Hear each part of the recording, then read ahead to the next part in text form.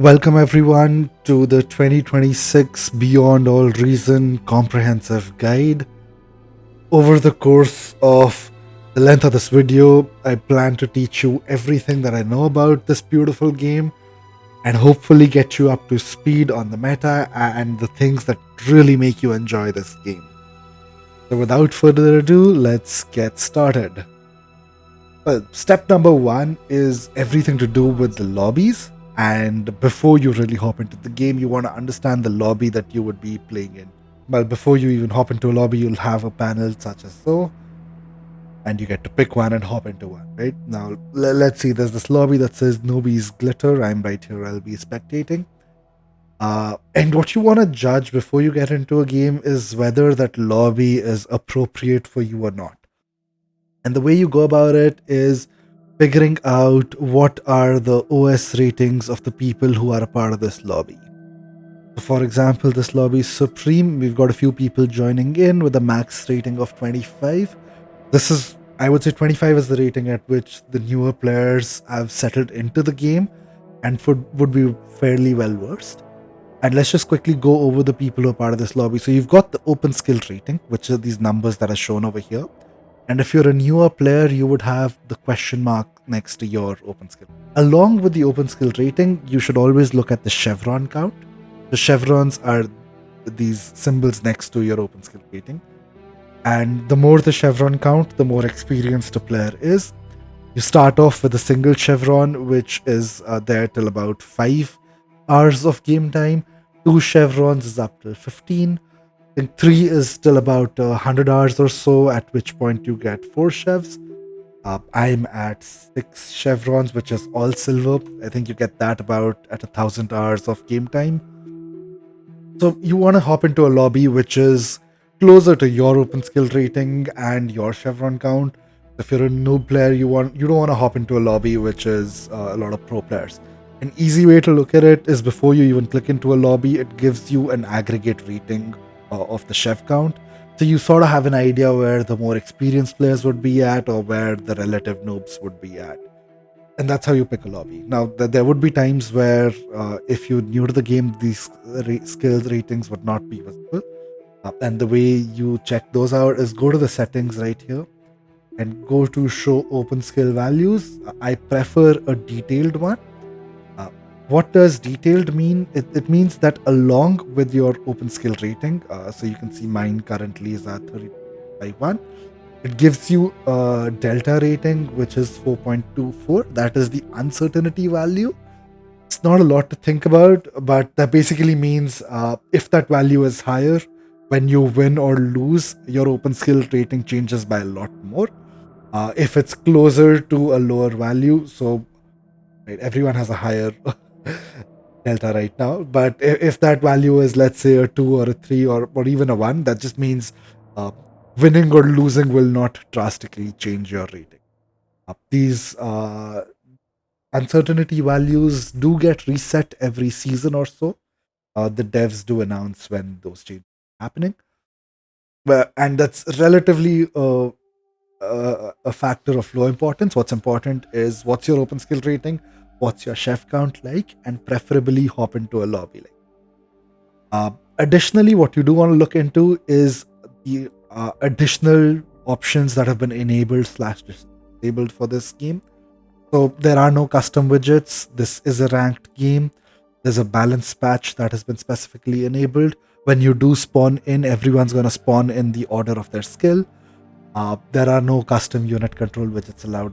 So there's going to be lots of things you will come across, but it pays to pay a little bit of attention to this section of the lobby as well before you hop into the game. The more obvious things that are around here is what map you would be playing, who are playing, who all are spectating. And if you do want to change anything, you can hop into advanced options and recommend changes. If you're a newer player, preferably go with the flow and learn the game. That's pretty much what's important. When the lobbies do fill up, there's going to be a vote to start. Just hit yes and your game should initiate. That's pretty much what you need to know about what's happening in the lobby. When you do hop into the game, there's going to be a map like this, and you get to spawn in and play the game. Before we get started, let's talk about a couple of things. There are primarily three factions in the game: the Armada, the Cortex. Those are the two factions which are well established. The Legion is the newer one, and you have to specifically enable the Legion faction. However, I would recommend you don't do that in your newer lobbies. Get well versed with the game, and only then will you get started. Now, a very critical recommendation I would have is in the game, hop into the settings section, and if you want to follow the way I do things, you want to hop to the controls section. Under the control section, select keyboard layout as QWERTY, and for the keybind preset, select grid. That's the hotkeys that I am using if you want to follow exactly how I'm doing things. Alright, let's talk a little bit about the units that you will be playing with and the controls and what do so many things on the screen mean. So starting off with what do you really see on your screen? Top left corner is the mini map. Simple, straightforward. You get to see whatever you and your allies get to see. You can always zoom in and zoom out to see the whole map. Top middle section is the two critical bars, which is your metal and your energy. Talking a little bit about them, the one on the left is the metal one, which is the silver bar. What it tells you is that you're using, so these two numbers in red and green, so I'm burning 0 metal and I'm earning 10 metal per second. If I start building something, so for example a solar panel, that number hops up, so I'm burning 18 metal a second, and you can see this number fidgeting around a little bit. I would also, since I'm overflowing metal, just drop metal storage. So right now, with everything that I have, I'm able to store about 1650 metal, and that's the number over here. At the moment I build a storage, that number pops up to 4650, and the metal I currently have in bank right now is displayed right in the middle. There is this red bar over here. It's critical for advanced multiplayer where you can drag it down, and now all the excess metal beyond this point gets shared to your team member. You really don't want to do that early on in the game. Same for your energy bar. If you put something down like a windmill, it will generate energy for you. So right now I'm generating 100 energy. I'm burning 25 energy per second. Now it's down to 0. So to build anything, you need metal and energy for the most part, right? And right now you can see I'm burning 8 metal per second, 33 energy per second to build these wind turbines. Just like the metal storage, there's an energy storage cap, which I think is at around 1500 or so. I build an energy storage over here, that cap goes up. So the more storages you have, the more of that resource you can store for later use. Something that the more efficient you get, the less of it you really need. Now, the difference between these two bars is there is a beige slider along with the red slider. What the beige slider is for is energy conversion. And what do I really mean by energy conversion is the fact that if you have excess energy, you can build something that's called an energy converter. And what it does is it converts 70 energy per second into 1 metal per second. So you can see my metal income is going up by 1 every time these energy converters are complete. You need energy to power these converters, which means if you've got way too many converters built up, it will not be efficient. And the way to quickly demonstrate that is to just, maybe we should not self-deal. So you can see my energy conversion is helping, and now my energy bar is no longer hitting the full threshold. And the reason for that is all that excess energy is being converted into metal per second. You can tell that they're not being super efficient because some of them are open, some of them are closed, some of them are shuffling between their states. So I'm generating 100 energy per second, and whatever's excess, I'm converting it into metal per second. So 13 metal income. Right? So if I drag the slider down, all of these energy converters become active till and now you can see I have 16 metal per second income. And my energy storage is going down because I'm converting all that excess energy till the beige storage. Another way to look at it is this widget pops up on the right side of the top panel, which is the energy conversion. So as my energy gets stored more and more, and I will start accessing, so when this threshold gets hit, my energy conversion begins. So I'm shuffling between 24% and 81% energy conversion. And what that means is it's shuffling between 1 metal per second to about 5 metal per second. And I'm burning about 100 energy or about 300 energy to make that metal. So it's an important widget to pay attention to, because what this is telling me is I have way too many energy converters. I should build more energy producing units so that I can make full utilization of mine. So that's the two main resources: how to read those bars, and how does the energy conversion widget. Next one is pretty important, which is the wind speed. So the big number in the middle tells you what's the current wind speed at. The small numbers tell you between which the wind will fluctuate. So it can go from 1 to 19. Current wind is at 19, which means if I build a wind turbine and give it a few seconds to get started, it will be producing this much energy for me. So looking at this, there you go. It's giving me 18 energy per second, which is in line with how much wind we have. A quick point of reference. So there's two main sources of energy. It's either the wind turbines or the solar panels. They have their own costs. My quick reference point is if the average, so if you hover over this wind widget, you get to see where the average wind speed is at for this map, which is 14.2, which is really good. So if the average wind speed, and the way that's how I refer to it, is above a 9.2, I pretty much always just make wind turbines. I don't bother making solar panels. And the reason for that is the fact that solar panels are really expensive. The wind turbines are relatively cheaper and they pay for themselves. The icon next to it is the tidal speed. So there's the wind turbines that generate energy, there's the solar panels that generate energy. Wind turbines generate energy as per what the wind speed is at. Solar panels always generate a constant energy. So in this case, it's always going to constant generate 20 energy per second. And then there is the tidals. And the way tidals work is you can drop tidals in water, and these will generate 21 energy per second. So that's the tidal widget. Tidal speeds differ, but they always are constant, unlike wind. So once a tidal is put down, it will always generate 21 energy per throughout the course of the day, whereas wind will keep fluctuating. A very important widget is the one next to it, which is the commander counter. So it says there are 6 friendly commanders and there's currently 3 enemy commanders. Most games end if your commander count goes down to 0.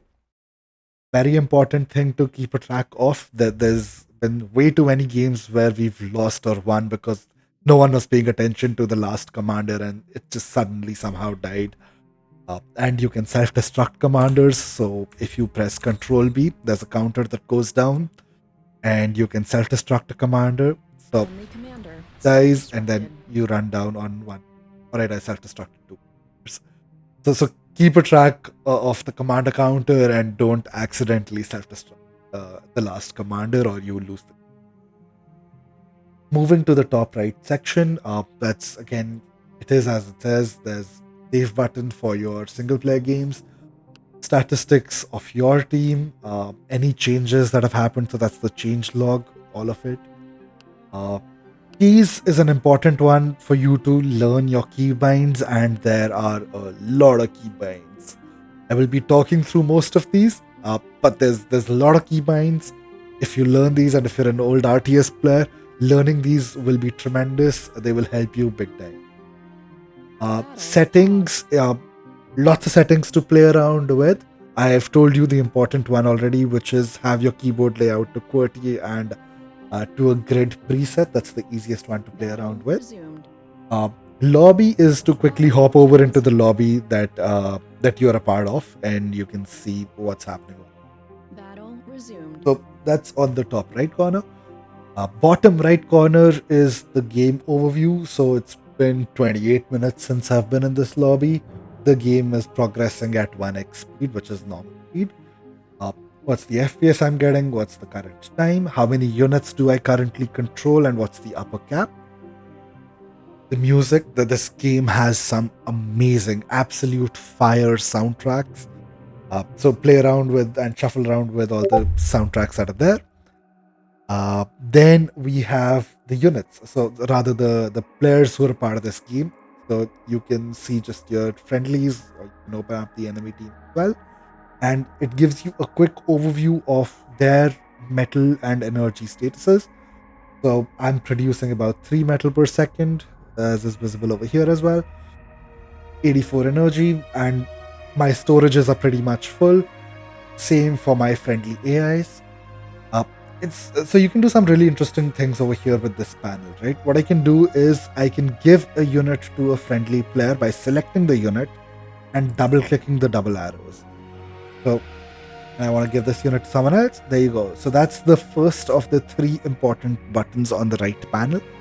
There you can share specific units or entire groups of units. You just drag and select those units. You can share entire groups of units with your friendly players as well by selecting those units and double clicking this double arrow. Next is the energy slider and the metal slider, and the way these work is you can drag upwards, and what happens is you will share that much energy / metal with your friendly commander. So I'll give you an example. I'll share a metal storage.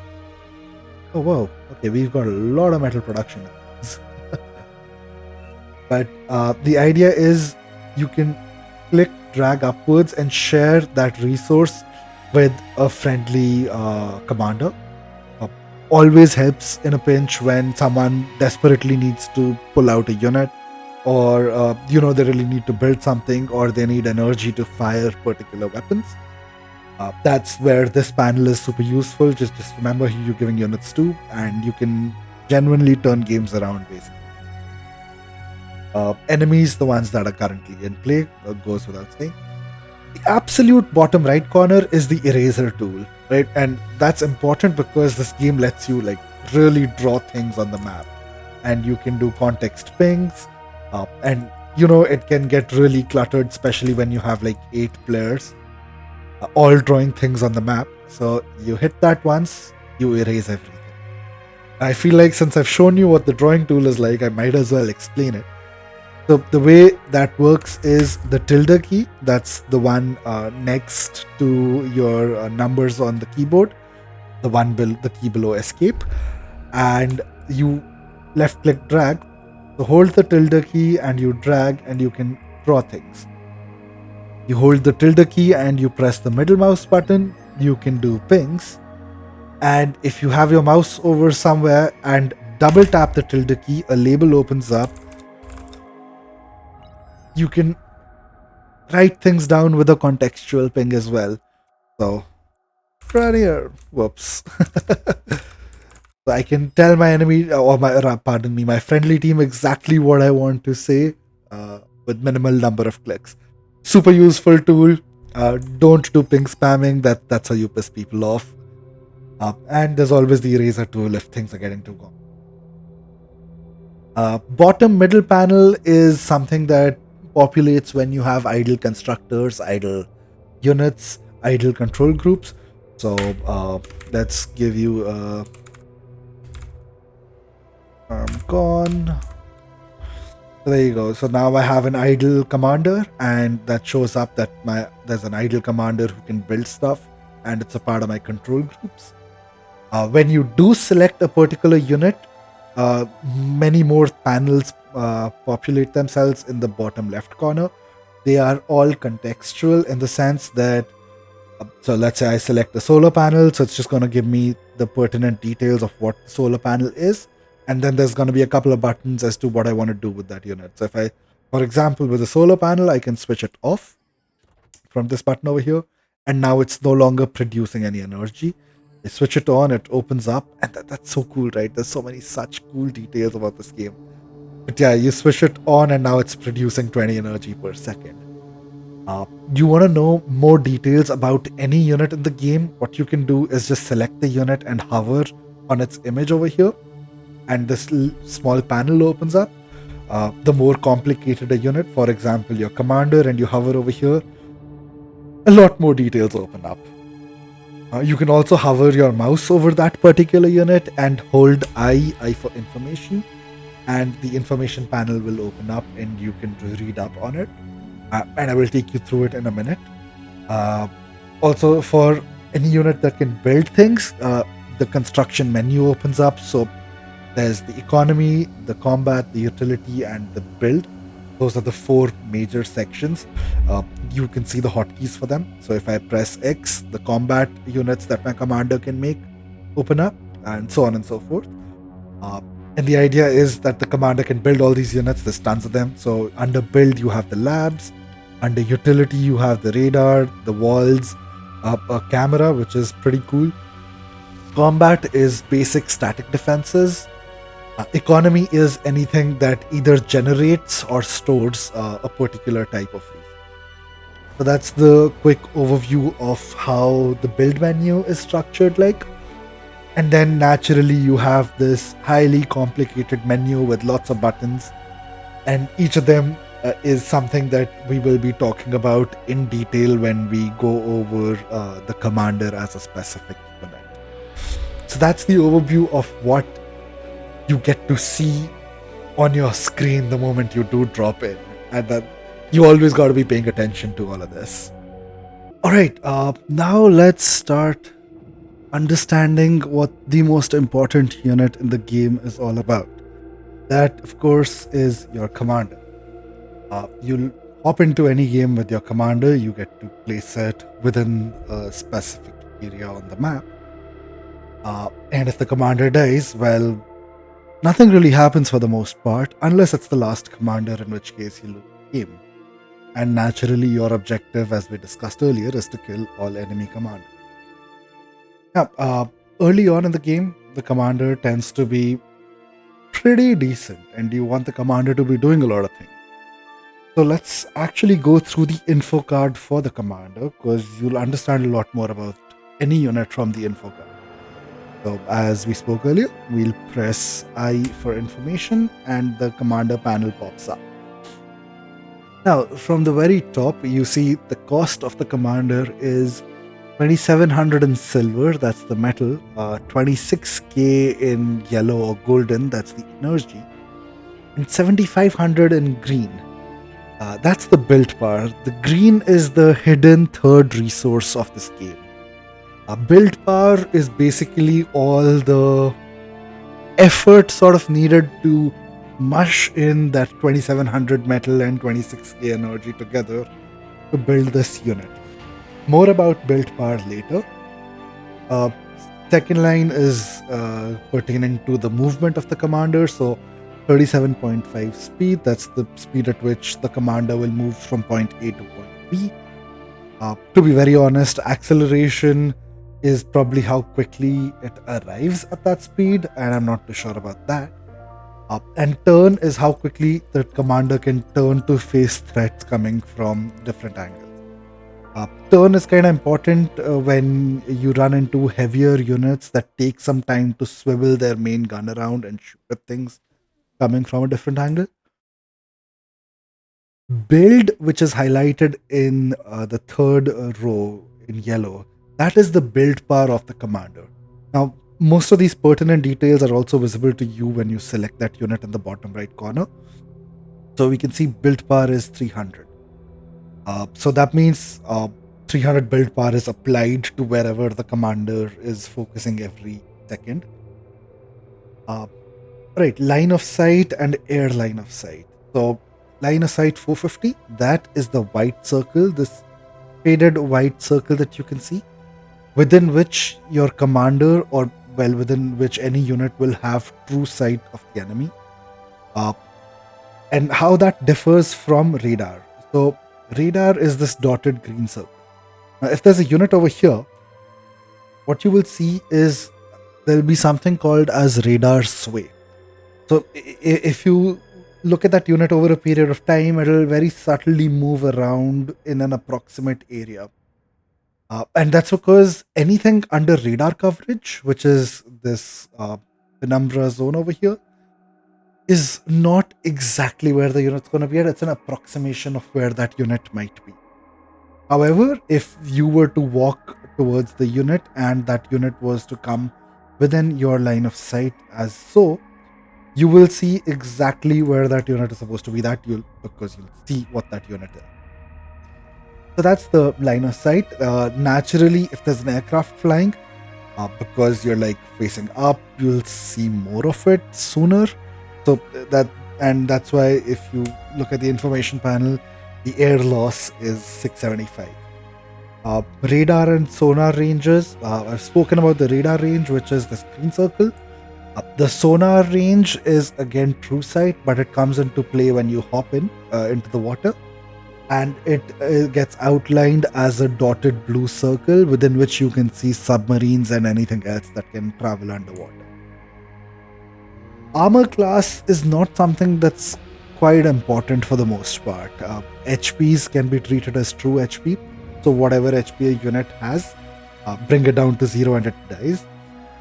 However, commanders take bonus damage from certain units, primarily the LLT, which is the light laser tower that all commanders can build on their own.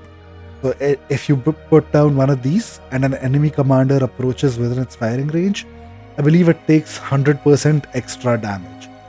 So always be careful when you're running into enemy LLTs, and if the enemy commander is running into your LLTs, well, have a field day with them. So that's on the armor. EMP is something which is a lot of fun, which is you can stun enemy units or friendly units if you EMP them. Not a lot of units that have EMP. The ones that come to mind are Shuriken, which is a T1 Cortex aircraft. There is a static defense paralyzer. There is a hidden armada mech. And they EMP at different rates, which means heavier units need more EMP damage to stun them. But commanders are immune to them, so you can throw all the EMP that you have, but a commander will never get stunned. Has a max HP of 3700. Transport, which is highlighted in yellow, heavy, which means a commander can fly off with a transport, but you need a heavy transport, whereas smaller units can be flown off using a light. Abilities. So, a commander can assist, which means it can boost a lab to produce units faster. It can repair a lab, or repair any other unit. Reclaim is a very interesting component of this game. So you see over here, there's highlighted 1.5k in golden. That means any unit with the reclaim ability can come and eat this. As we eat that, we are generating more energy. So we're eating trees and we're generating energy. And if we look over here, there is 1.15k in silver. So that's the metal that's in rocks over here. If you were to get a unit with reclaim ability to eat all this, you would get 1.15k metal. As units die, they leave behind wrecks. So they leave up clumps of metal, which you can eat, and that can generate a lot of metal for you. And it's a significant part of controlling this game at higher level.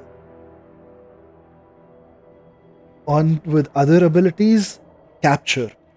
So commanders can capture enemy units. Anything other than an enemy commander can be captured. If you're hidden and the enemy is not responding to their units around you, you can hit W for win, and you can select that unit, and with a short loading period, the commander will start capturing that unit, and when it's completed, it turns it into one of your units. It's like one of those priests from Age of Empires with a little bit of Wallow magic, and you get a free unit for yourself. Always remember that you need to turn off fire at will. So you select this button, instead of fire at will, turn it down to hold fire, so that you don't accidentally kill the unit you're trying to capture with the commander's auto fire. Cloak is the next ability, which is a lot of fun. So there's a button over here which says visible. You can hit K and your commander will cloak itself. When you're cloaked, you burn energy. 100 energy if you're standing, 1000 energy if you're moving. And if you run out of energy like so, you become visible again. So if I go back to my standing state, I'm cloaked and I'm invisible to enemy line of sight. What I am not invisible to, however, is the enemy radar. If I'm under enemy radar coverage and I go invisible, they will still see a blue dot wobbling around somewhere within even their line of sight. But if I am not in their radar vision, if I'm somewhere over here and they don't have radar coverage on me, the enemy units can't see me.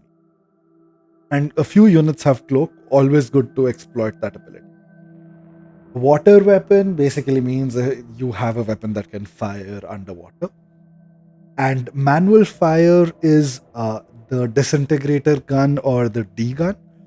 And the way that works is if you have grid keys enabled like I do, you press D delta for disintegrator. And that's the range within which you can fire this gun, which will instantly destroy any unit in the game, again, except for enemy commanders. Let me give you an example of that. So this could be any unit. It could be a T3 Juggernaut or a Behemoth. Doesn't matter what it is. But if it's within the range of the disintegrator gun, just hit D and left click, and you fire that gun, and you see it did like 21k damage. That's arbitrary. Like, you just destroy any unit that exists in that line of fire. So that's your manual fire. And again, a few units have manual fire, but the commander with the D gun is the most important. Now, the commander also has a regular weapon, which is a light close quarters G2G/G2A laser, which means basically if you press A and left click, the commander will fire this laser, or if there's enemy units around, it will automatically fire as long as fire at will is enabled. To learn a little bit more about the weapon, you have the info, damage, and the modifiers around it. So it reloads every 0.4 seconds. It's got a 300 range, got a 6 AoE. So yeah, I mean that's something that gives. And the second panel, which is the light underwater combat laser, is the water weapon component of the commander's arsenal. So it fires every 1 second and it has a DPS of 6. So it gives you the idea, right? Now, one thing which is extremely misleading is the bottommost row, which says total damage. That total damage is actually just a summation of all the weapons that a unit has, and can be quite misleading at times, because your water weapon does not fire above ground and your light close quarters laser does not fire underwater. So even though the panel says that it's 387 DPS, it's actually dependent on which weapon you're firing. Another quick one between DPS and burst. DPS is the aggregate damage a weapon will do over time, whereas burst is how much damage that weapon does when it's fired once. So one hit of a light laser does 75 damage, whereas one hit of the underwater laser does 200. Cool, so that's how you read the info panel. And if you select a unit, you do see these concentric circles. We've spoken about the radar range, we've spoken about the line of sight. The two circles in red are your firing ranges for different weapons. For example, you can fire the light laser a lot further, whereas the disintegrator gun has the inner circle. The innermost circle, which is highlighted in green, is your build radius, which means if you're going to build something within that radius, you will just instantly start building it. But if you want to build something outside of that radius, your commander will have to walk a little bit and then start. Kind of important if you want to like clump together a bunch of units. It tells you how quickly you can get things going. All right. So what other things are important? Let's talk about self-destruction, right? If you hold spacebar and X for Xmas, this glowing circle pops up. There's a third outer circle that's popped up, which is glowing in red and yellow. That is the radius in which you will do damage if you self-destruct a commander. And just to play it out for you guys, what I'll do is I will walk into this radius and maybe I will just drop this as well so that there's multiple lines of damage you can see. I'm standing over here, right? And my damage circle is all the way till there. So now if I press, so how do you self-destruct a unit? That is Control plus B, B for go boom. So press Control B, you get this death timer, and as the timer counts down to self damage, Friendly commander and self-destructed. you did damage up to the outermost circle, but not beyond it. So it's kind of important if you're going to self destruct your commander to pay attention to where the damage will reach, and you don't end up destroying your friendly bases. Now, why would you do that? Because commander is one of the very few units that leave behind a wreck when they are self destructed. So you killed your commander, but now you have 1.25k in metal that any friendly units can eat up and then turn it into other units quicker. So a commander in a certain sense is free metal. If you don't want to kill the enemy commander, you can kill your own commander and very quickly get a bunch of metal.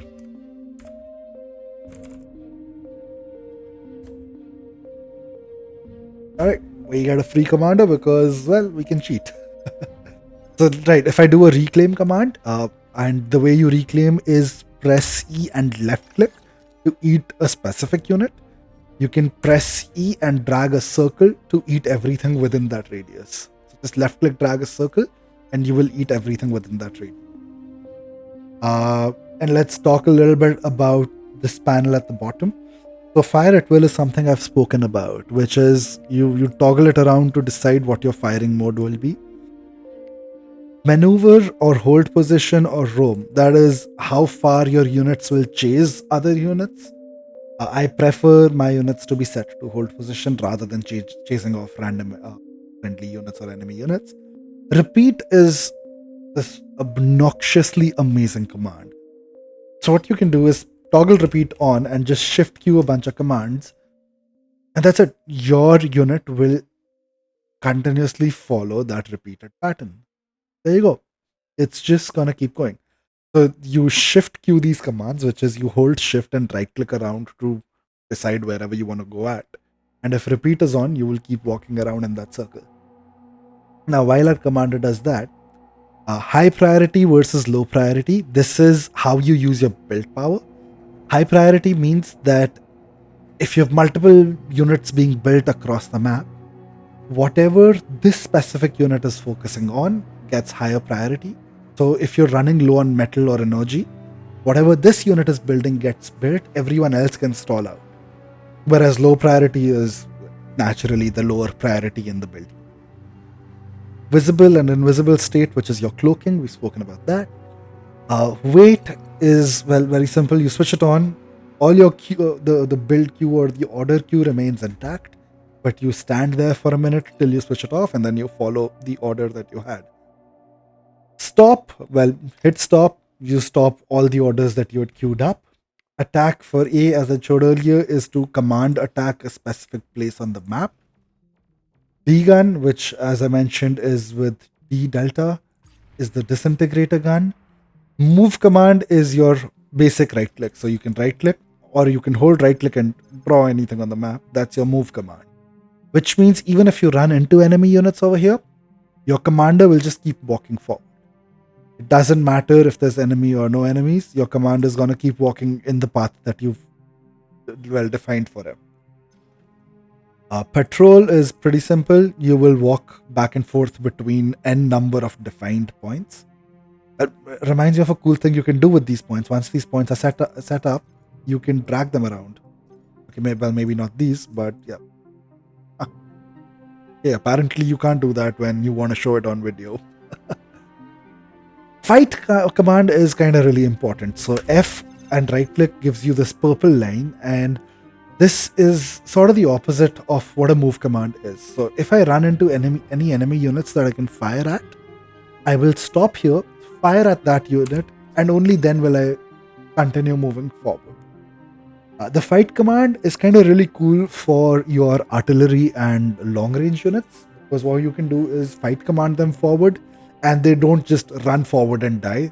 They fire at maximum range, kill units, and only then do they move forward. Guard is, again, you just right click something and you will repair it, boost it, and just stand next to it. Uh, if you guard another unit, if that unit moves, your commander will follow that unit around. Repair, you right click a unit, you will repair it and heal it up to full HP. Reclaim is how you eat stuff on the map, which is with E for echo. Restore is something that's fun. So the map can actually be deformed. So if someone were to nuke me over here, there would be a crater over here. And on lava maps, and well, even on a map like this, if you nuke specific spots, it can end up being underwater and units might not be able to cross. So certain units have the ability to restore the map back to its original height. They can restore that to, not let lava flow through your base or not have water because it's been nuked way too many times. Capture command with a W, you can capture enemy units. Set target is important because what you can do is you can set target and your unit will fire at that set target if it's within range. If you move out of range, it'll stop firing at it.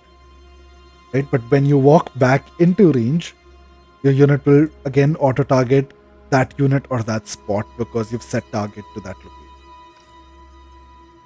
Clear target, control S, or again stop, which is G to cancel that order. Sharing units, I showed you how to double click and share a unit over here. What you can also do is select a particular unit, hit share unit, and hover over the commander or the units that you want to share it with. So you will share the LLT to that particular unit. Area max command is fun if you just want to mindlessly get something to expand. So you do area max, left click and drag, and that unit will automatically go area maxing wherever you've selected. Mex is short for metal extractors. That's the bar lingo. And you need mexes at these metal spots. And when you have a mex, you will generate the associated amount of metal income per se. Blueprints is a little bit of an advanced topic. You can create blueprints and then just click and drag and just build blueprints of whatever you created a blueprint of. So if you've got a quick blueprint that you want to refer to, for example, I've got a bunch of these wind turbines, so I can just place a blueprint for that and now my commander will just build these wind turbines rather than me building them one by one. So that's all about the commander units and the info panel that you have at the bottom. A little bit more about what a commander can build. So under the economy panel, you get to build your storages, so energy storage and a metal storage. Of course, there's a naval version of the same, so naval energy and naval metal, which means you can build them underwater. There is an energy converter, which is what converts excess energy into metal. You have, of course, the naval version of it as well, so you can build naval energy converters over water. You've got mexes. You can build mexes on land as well as underwater. And for energy production, you've got a solar, you've got a wind, and you've got a tidal. Just reiterating, wind is good. Wind is really good if the average wind speed is 9 and above. Tidal is good around 22, 21. Tidal is fine. If the tidal speed is something like really abysmal, let's say a 10 or 15, it can be avoided unless you're running out of space. Solars are, always up for hot debate. I don't mind making 1 or 2 solars early on, but do not make like a bunch of 300 solars.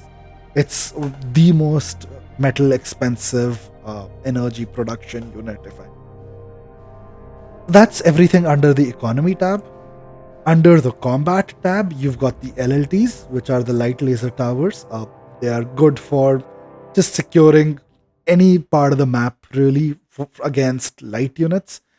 But they can't really defend against a whole bunch of units. So if there's like a lot of pawns walking through, a light laser tower won't suffice. So this is your super early game. Oh no, I need to defend this part of the map defense and not, I've put this down and this is going to be fine. You've got the Nettle, which is a light anti-air tower. So again, doesn't do a lot of damage. It's again quite sad, but hey, it's better than nothing. You've got a coastal torpedo launcher. You can put these on land and they will fire into the water within that damage radius. So over here, if you put down a coastal torpedo launcher, it'll fire into the ocean if there's enemy ships. And then you've got the offshore torpedo launcher, which can be put in the ocean and it will fire within the radius where enemy. So that's the quick combat units that a commander can build. On to the utility section of the commander. There's a radar both on and off land. And what a radar does is it gives you massive line of sight and it gives you massive radar cover. Our radar coverage just shot up with that radius, and even our line of sight improved significantly. There is a camera, which is a stealthy camera, so it's got a cloak. It's gonna remain hidden if it doesn't get spotted while it's being built. And when you do build it, it's just giving you line of sight vision. So you can sneak a couple of these around, probably some hills, maybe some random front lines, and they will just give you extended line of sight again on enemy unit. If you give it a minute, it's gonna cloak itself. There we go. And the cloak cost for it is 10 energy per second. You can build quick walls. So all T1 units have a lot of trouble dealing with walls. That is the T1 wall. There is a T2 wall as well, and I don't think any T2 units get past a T2 wall. Point to be noted though, heavier T2 units can just walk through a T1 wall as if it was. That's the utility section. There's a shark teeth, which is the naval wall, so to say. And then you're on to your basic labs. So, to recap, lots of things that you can do under economy, combat, and utility. But these are again the basic versions of these resources. Alright, so let's take a minute to understand constructors.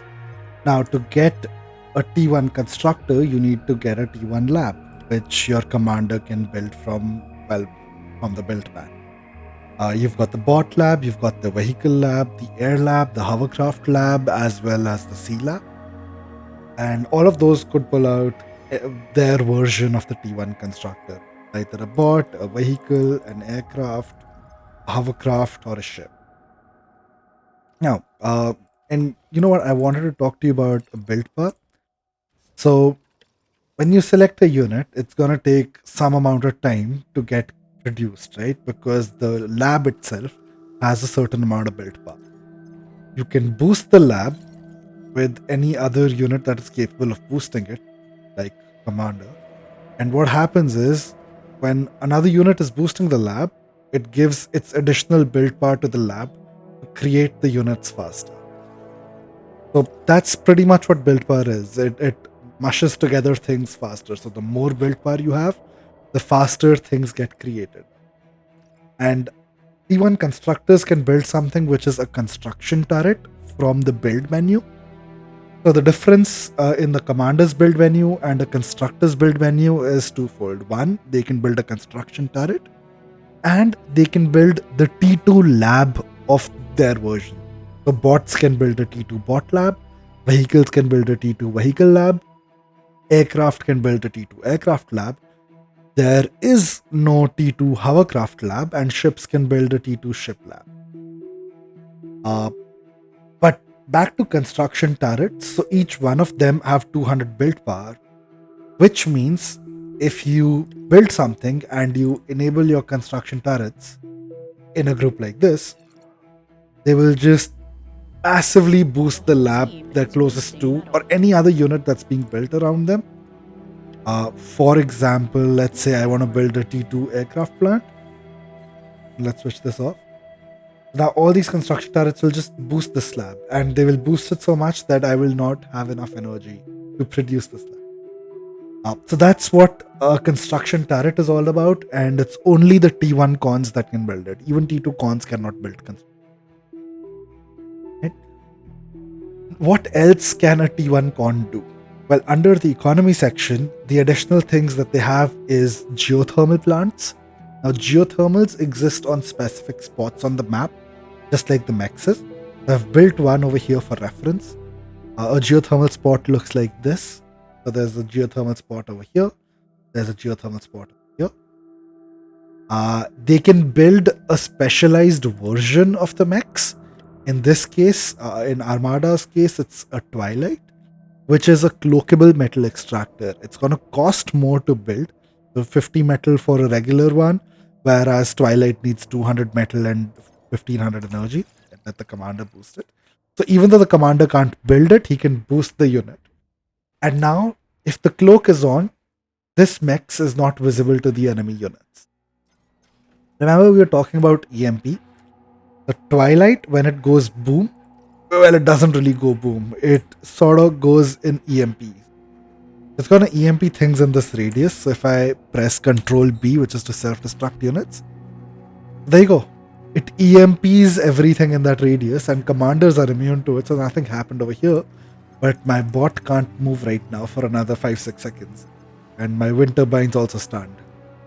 So that's the specialized version of the mechs, the geothermal, and the advanced solar collector. So this is like advanced version of the solar. That wasn't obvious already. But yeah, see, so you will build that, and these give 80 energy per second, as opposed to a solar collector's 20 energy. That's on the economy tab. Under combat, you're able to build a whole lot more than what a commander can. So a commander can build, for example, an LLT, whereas a T1 con can build a beamer turret, which has a much longer range, and it fires continuously like that. And you can build the heavy laser tower, which has even more range, and naturally they are way more expensive than the regular. Right? So even more range. This just covers a certain part of the map. You've got the Dragon's Claw, and that is effectively a wall, except it cloaks itself as a wall. It is actually a lightning turret. Pretty cool, right? So if there's no enemy units and you stop firing, it'll just turn back into a wall, and people wouldn't be able to identify it. But when they walk within range, it'll pop up and start shooting. Under combat, you've got the anti-air versions as well. So there's the nettle, which a commander can build, which is, again, pretty sad. But then you can build a ferret, which is pretty strong, and the chainsaw, which is like super long range. So you can see this purple radius with the chainsaw. That's the anti-air radius, and the ferret, significantly smaller radius, but it shoots up tons of missiles at the same time. So that's pretty cool. Under combat, you also get access to a noob trap, which is the gauntlet, or an agitator if you're playing Cortex. This is a long-range artillery unit. It is really expensive. It's got 1250 metal for 12k energy, and it'll cover a pretty solid radius. So like it can attack that far, right? If we just select that, there you go. So it's got a massive attack radius, but it's so slow at firing. And if you press I, you can see that it fires like once every 2.83 seconds. Barely got any AoE, and it does 300 damage with each one of those shots. So there's specific scenarios where it's really good, but outside of that, preferably do not go for the T1 version, rather go for the T2 version. Under utility, you get two interesting things from a T1 con. One is a Juno, right? And the second one is a jammer. Juno is a really expensive unit to be building. But we'll talk about this jammer first. So if there's a jammer, you see this red circle with the red radius outline. You are practically invisible to the enemy, the enemy's radar vision. So everything that is under a jammer is not visible even if there's radar coverage. What that means is if there's enemy radar coverage over here, I will not see anything because there's a jammer up there. Onto the Juno. So if you select the Juno, you will see that it's charging up over here. So you see there's this missile launch thingy, and then there's this counter next to it, and this charge is slowly going up. So Juno will take some time to build up its charge. It can have up to 20 stockpile. Right? And when it's charged up, you can shoot it anywhere on the map.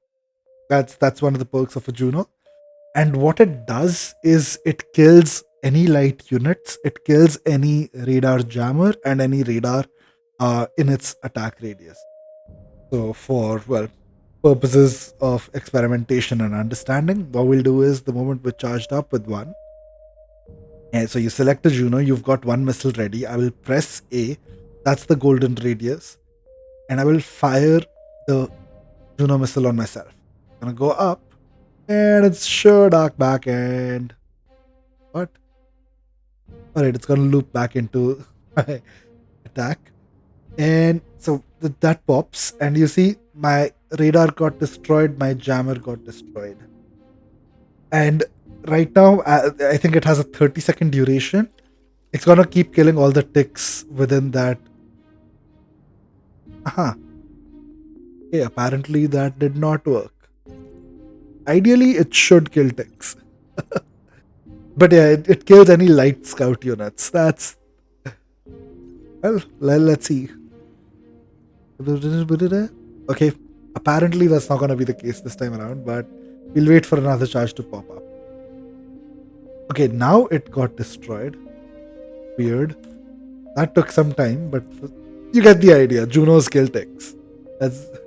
And some people say Juno's only unlock at 40 plus OS. So you do see people tend to forget this unit.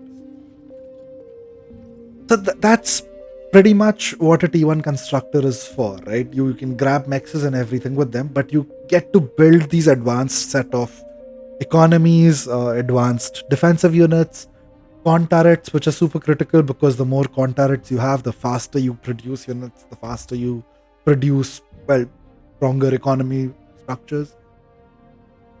And you can then conversely build T2 labs for all your units, right? Now, the thing about build power is because build power is the thing, unlike other games, namely, let's say StarCraft or an Age of Empires, where you want to have multiple labs producing a lot of units together, you have build power in bar. And what that means is if you have a lot of build power, you don't really need more labs. You can do away with just one lab because all the build power will force that lab to build a lot of units like really quickly. So it's better to have a lot of build power with one lab rather than having lots of labs and no build power. Now let's talk a little bit about how do these different sets of units function. So bots are your lightweight basic assault units. They're relatively fast, relatively cheap. They get things done around the map. Vehicles are your sturdier units. So they cost a little bit more. They are relatively slower on difficult terrain. So if you're moving uphill or downhill, vehicles are slower, whereas bots will traverse them fairly quickly. Conversely, on flat land, vehicles are a lot faster and bots are slower. Vehicles pack a punch, but they're metal expensive. So you want to ensure you've got a good metal income before you really start pumping out lots of vehicles. Aircrafts are a specialized role. If you're anywhere on the front lines or on open maps, aircrafts are not the primary lab you go into. Your primary labs almost always will be either the bot lab or the vehicle lab, unless you are near the coast, in which case it's going to be the sea lab. The hovercraft and the air labs are definitely specialized in the sense that in a team, usually no more than one person goes into an air lab to counter enemy bombing runs. And a hovercraft lab is, well, for the most part, just bad. You do not go hovercrafts until and unless there is a particular timing you're chasing and you want to really do an offensive from the sea, which is unexpected.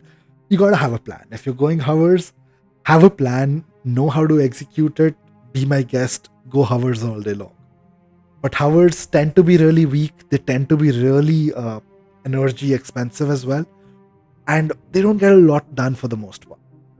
You'd rather have ships or vehicles or bots doing the same thing that you want to get a hover to do. That being said, they do have specialized roles, so do look for all these units and understand how they work. And we will be talking through all these labs in great detail in latter sections. Let's do a ship lab as well. So, as the name suggests, you can only have ship labs in sea. There has to be a certain depth. You can build ship labs. You can also build ship labs over here in the pond, by the way. That's a possibility. And a ship lab has naturally its, well, ship constructor and all the units that do come with it, which is submarines and base. That's, of course, the tier 1. The tier 2 ship lab will have tier 2 versions of it. For the ship constructor, you can build naval construction turrets, which is construction turrets, but they're in the water.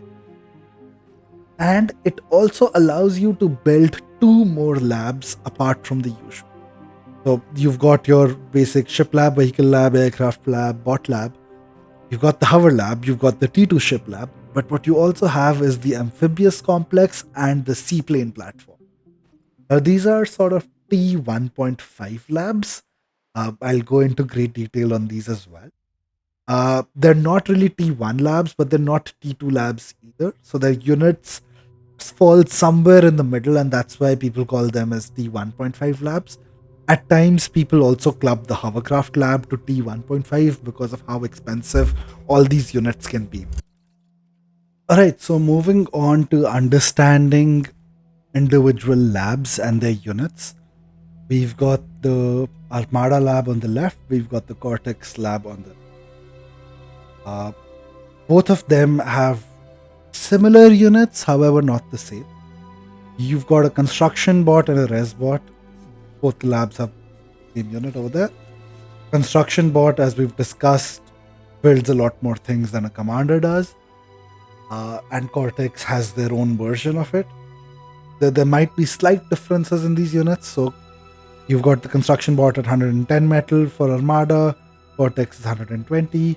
Build power difference by 5 again. So the Cortex one is 85 build power for 10 extra metal. Armada one is 80 build power for, well, 10 less metal.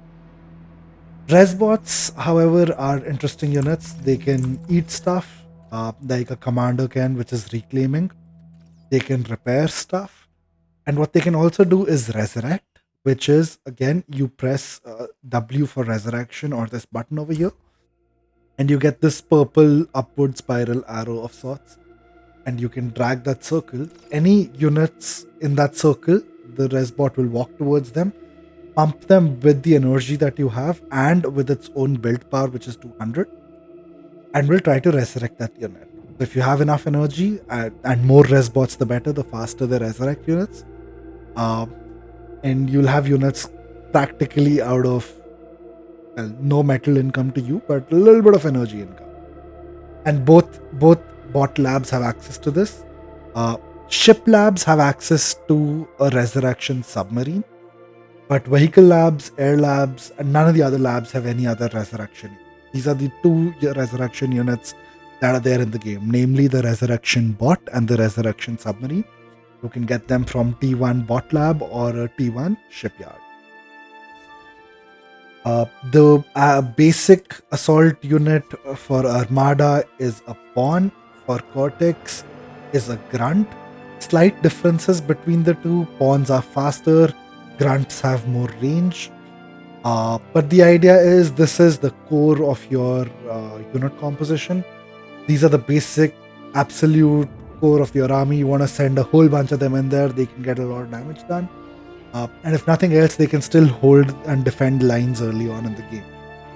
Armada has access to a unit called the Tick, which is a light scout unit. It's super fast, it's got this beautiful line of sight. So it's really cheap, it moves really quickly, one of the fastest units in the game. And you can use these to do early offensive rushes. Cortex, however, does not have an equivalent of a Tick. Now you can defend against Ticks if you're Armada with your own Ticks. If you're Cortex, you have an advantage because grunts shoot laser weapons. And laser weapons do not miss for the most part. Unlike a pawn, which shoots this flurry of plasma guns, which tend to miss. You can see how they're spraying all over the place. Laser weapons have 100% accuracy. However, they have a damage fall off. What that means is if a unit is closer to you, it will get more damage. If it's further away at max range, it takes only 50% of the damage, which is also visible over here. So grunts do 37 to 74 damage. That's because at max range, they're only doing 37 DPS. But if you're like super close to them, they will do 74 damage. Right?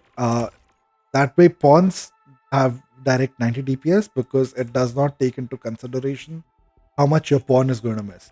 Naturally, if it's closer, it's going to miss less. If it's further away, it's going to miss more. Alright, moving on. So we've got the construction bot, we've got the pawn, we've got the tick, and let's just line them up as we talk about the res bot in line.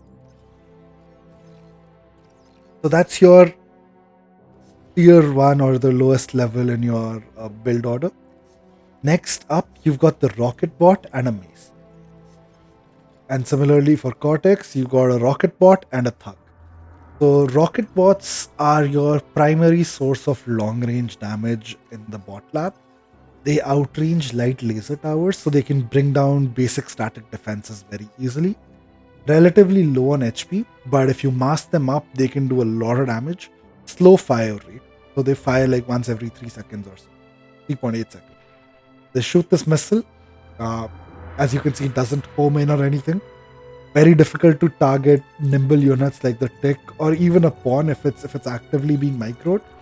Difficult to hit with a single rocket bot, but really good against static defenses, labs, even enemy commanders. Once you've got rocket bots punched up, they will do a ton of damage. Again, you've got the Cortex rocket bot, which does the same thing, shoots over a long range.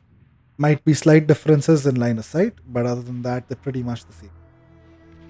Next up, you have the mace and the thug. This is a longer range, heavier pawn / grunt version. More specifically, the pawn version, because they both shoot plasma bolts. So it shoots this long, medium paced shot. Does a decent amount of damage, but they've got really good HP. And one of the things you can do with a bunch of maces and a bunch of thugs is move them around, and if they start losing HP, you can get your rocket bots to heal them. You can get your res bots to heal them.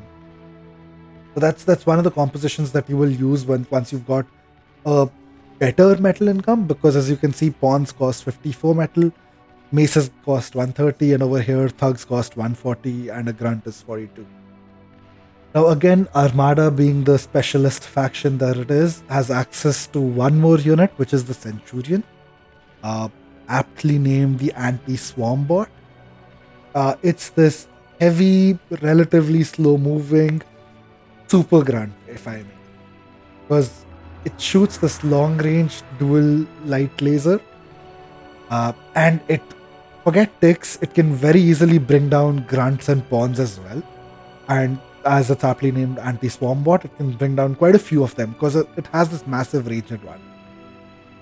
Another thing that you can do if you're good at micro is use your Centurion, and because it has good range, if you look at this, commander versus a Centurion. Centurion has better range, and a commander can't really deguard.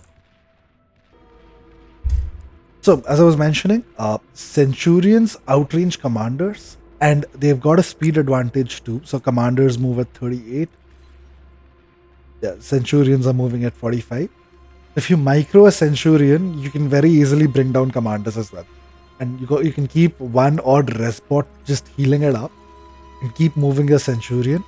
And the Centurion can keep killing the enemy commander. Very easy way to bring down unsuspecting commanders.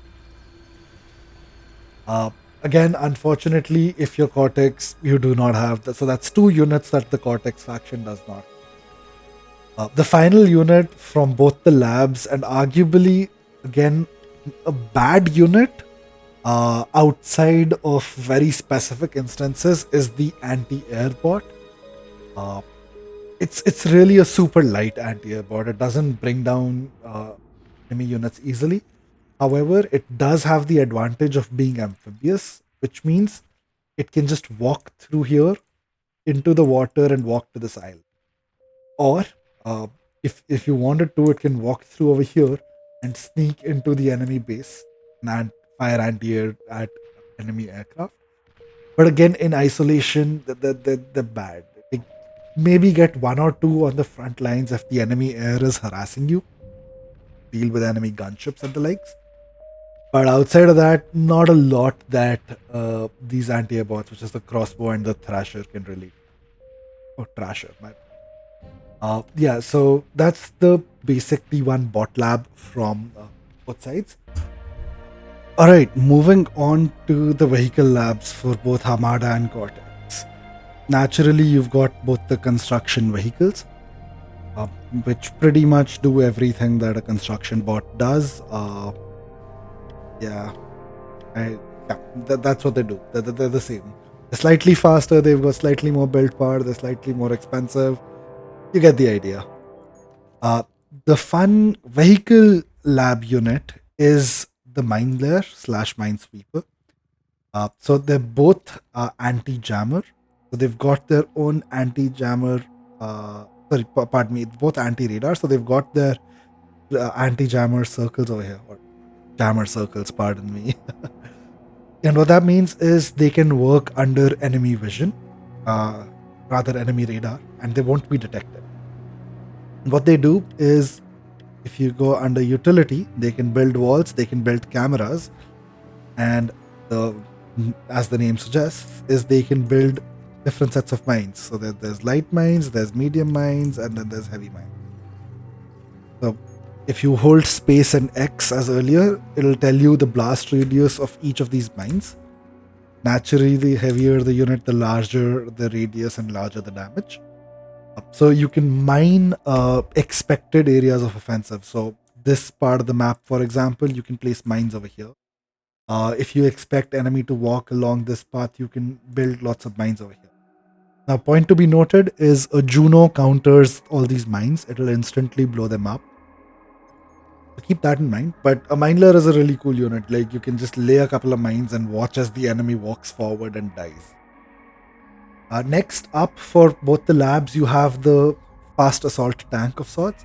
You got the Blitz, which is faster but shoots like a pawn does. It's got the spray and pray sort of attack pattern. And then you've got the Incisor, which is effectively a grunt because it shoots these lasers and it moves relatively fast and has some decent HP.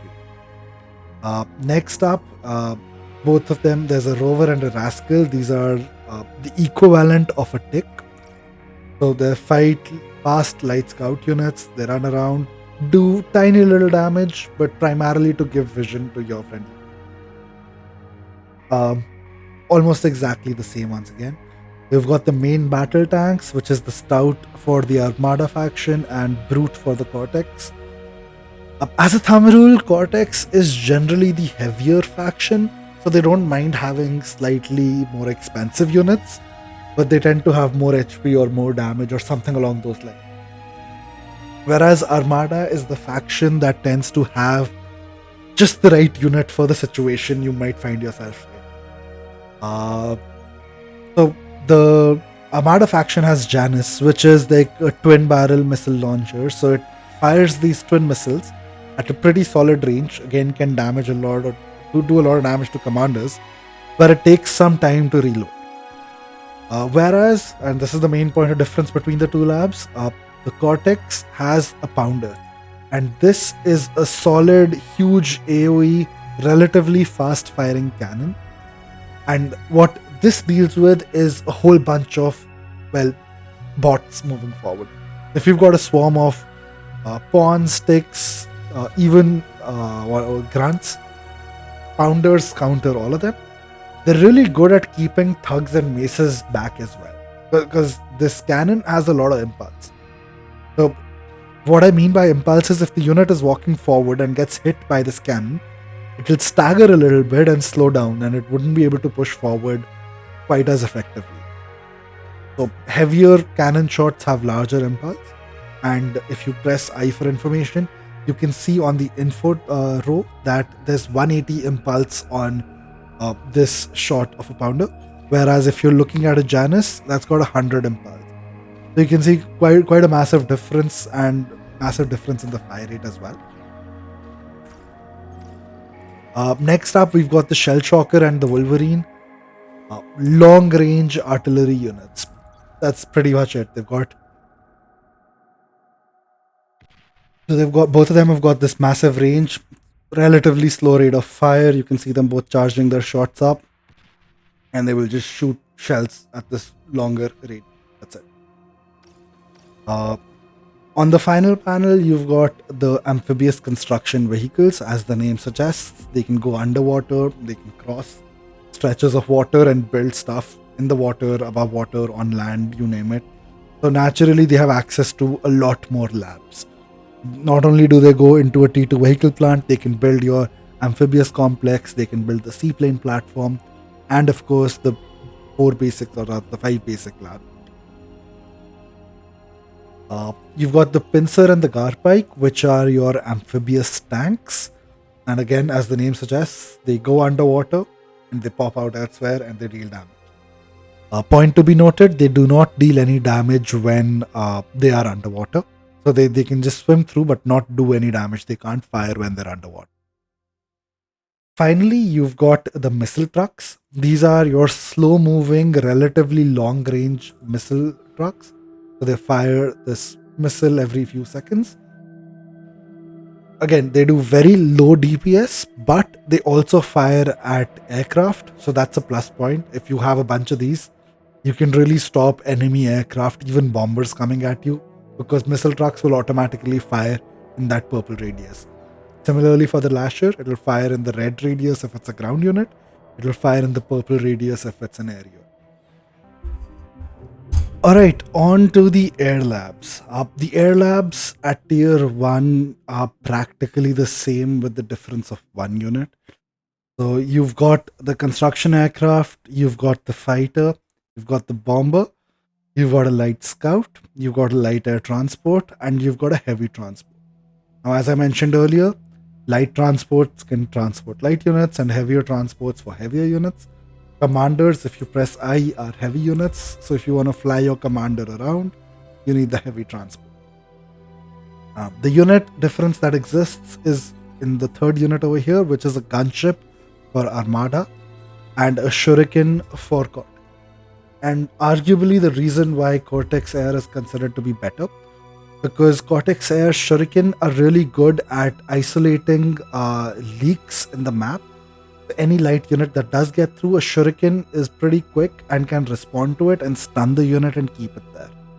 Whereas while a gunship can kill ground units, it's really bad. Like look at that DPS. That's 38 DPS. That's like less than what a pawn does, and even then it's not accurate fire.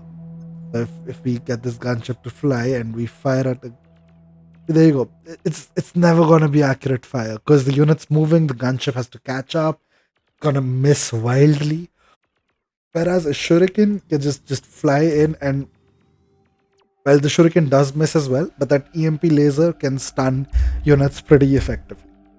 That's pretty much the only real difference. Yes, there is a certain pattern difference. Bombers for Armada versus bombers for Cortex, the way they do their spread bombing, the number. But it doesn't really matter too. It's pretty much the difference between a Banshee and a Shuriken. Just be aware of which faction you are choosing to go air with. If you're going Armada, you may not have Shuriken, and that might get you grief. So one important thing of note over here is the fact that fighters can only attack enemy aircraft. They cannot attack any units that are on ground. There is some confusion with newer players as to, I have like 100 fighters. Why are they not attacking the enemy ground units? Because they can't. Another thing of note, if you're being transported in one of the air transports, all that unit's abilities no longer functions. If it's a cloaked unit, it's no longer invisible.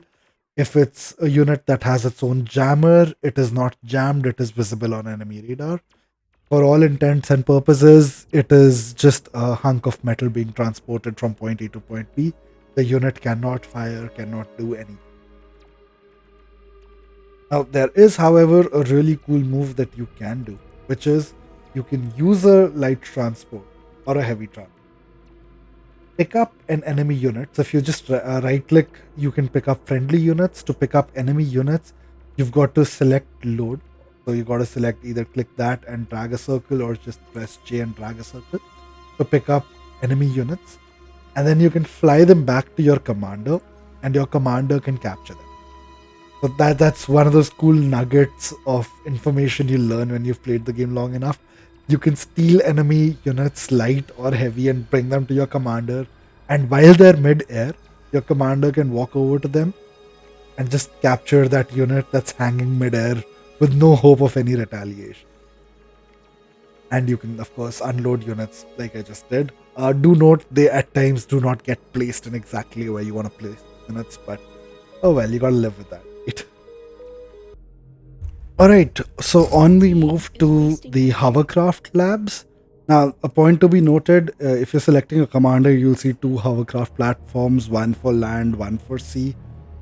They're exactly the same. It's about where you place them. So if you're placing it over here on land, it's going to be a land hovercraft plat. That's it. The units you will get out of them will be the same. And again, to go over the units, you've got a hovercraft constructor. You've got a light hovercraft, which is like a tick but better ish. Not really. But it can go over water. Uh, you've got crocodile, which is a hover tank. So it's like your medium tank. It shoots your heavy plasma bolt of sorts like a medium tank does. It's relatively slow. You've got the hovercraft rocket launcher. So it's got this massive range and it shoots this missile in this long arc and a really high arc, might I add. What you can use this for is get your rocket hovercraft over here and you can shoot over this hill. So that's the advantage of rocket hovercrafts. You can shoot uphill, and they're a basic unit, so it's tier 1 or 1.5, however you choose to look at it. And then you've got the anti-air hovercraft, arguably probably the best anti-air at tier 1, because it does shoot this whole barrage of missiles, and both Cortex and Armada have this anti-air hovercraft that shoots really well. So if you can somehow get a couple of these anti-air hovercraft in this pond, you can very easily shoot down enemy air because there's nothing really that's going to readily be able to deal with this anti-air hovercraft. Naturally, Cortex follows the suit with all those units except for the Halberd, which is surprisingly a unit unique to Cortex. Usually, it's Armada that has the fun differentiated unit. But however, Cortex Hovercraft Lab has one extra unit that the Armada faction does not. And this is Halberd, so it's this heavy hovercraft that shoots a really solid heavy laser. That laser does a ton of damage. But the only thing being, this hovercraft is so slow and so expensive, and by the time it does come out, you're not really sure how much damage it can cause. Again, really good at dealing with enemy units. Like a Centurion, it can really keep units back. However, it is slow and it can get degunned, so you gotta be wary of it. That's for the hovercraft lab. Alright, so moving on to amphibious complexes, and this is where things really start getting spicy. Amphibious complexes can only be built underwater, which means you either need a ship or you need a hovercraft to build them, right? Now, these allow you access to T1 and T2 units, which can all walk underwater. Since we've covered T1 units, I wouldn't really be covering those, but they're primarily the construction vehicle, the light tank, and the anti-air pod. Both the factions got the construction vehicle, the light tank, and the T1 anti-air pod. But other than that, both these labs can build something called a decoy commander. Now, this is also available in the T2 bot lab for both the factions. And effectively, the decoy commander looks like a commander, acts like a commander. The only difference being that the disintegrator gun, the D gun for the commanders, they do not do full damage, which means they can no longer instantly kill any unit. They do deal some amount of damage, but they don't instantly kill any unit that they touch, that they interact. So that's the difference between the two. Of course, the enemy doesn't see that these are decoys, so they may assume that this is the real commander.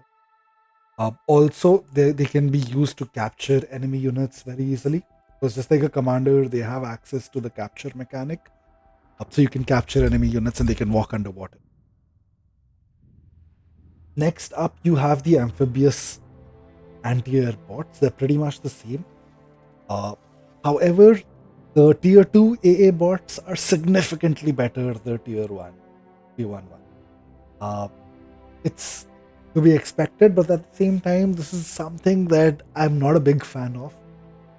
I only build anti-air bots if I'm in a pinch. Otherwise, I'd rather get static defenses for anti-air or even anti-air flak vehicles. So T2 anti-air vehicles are definitely significantly better. Uh, Anti-air bots, however, only if you really see enemy coming in for a bombing run and you desperately know you can build one quick. Otherwise, you can go ahead and never make these, and you'll be perfect. There is one amphibious tank from the amphibious complex, which is in the tier 2 category. That's the turtle. It's got a AA missile. So it shoots a light AA missile just like the lashes do. And it shoots this heavy cannon round and does a ton of damage. Got a lot of HP. I mean, it looks like a turtle. It's naturally gonna have a lot of HP and a lot of armor. Fairly expensive. You're looking at 750 metal to get one of those out.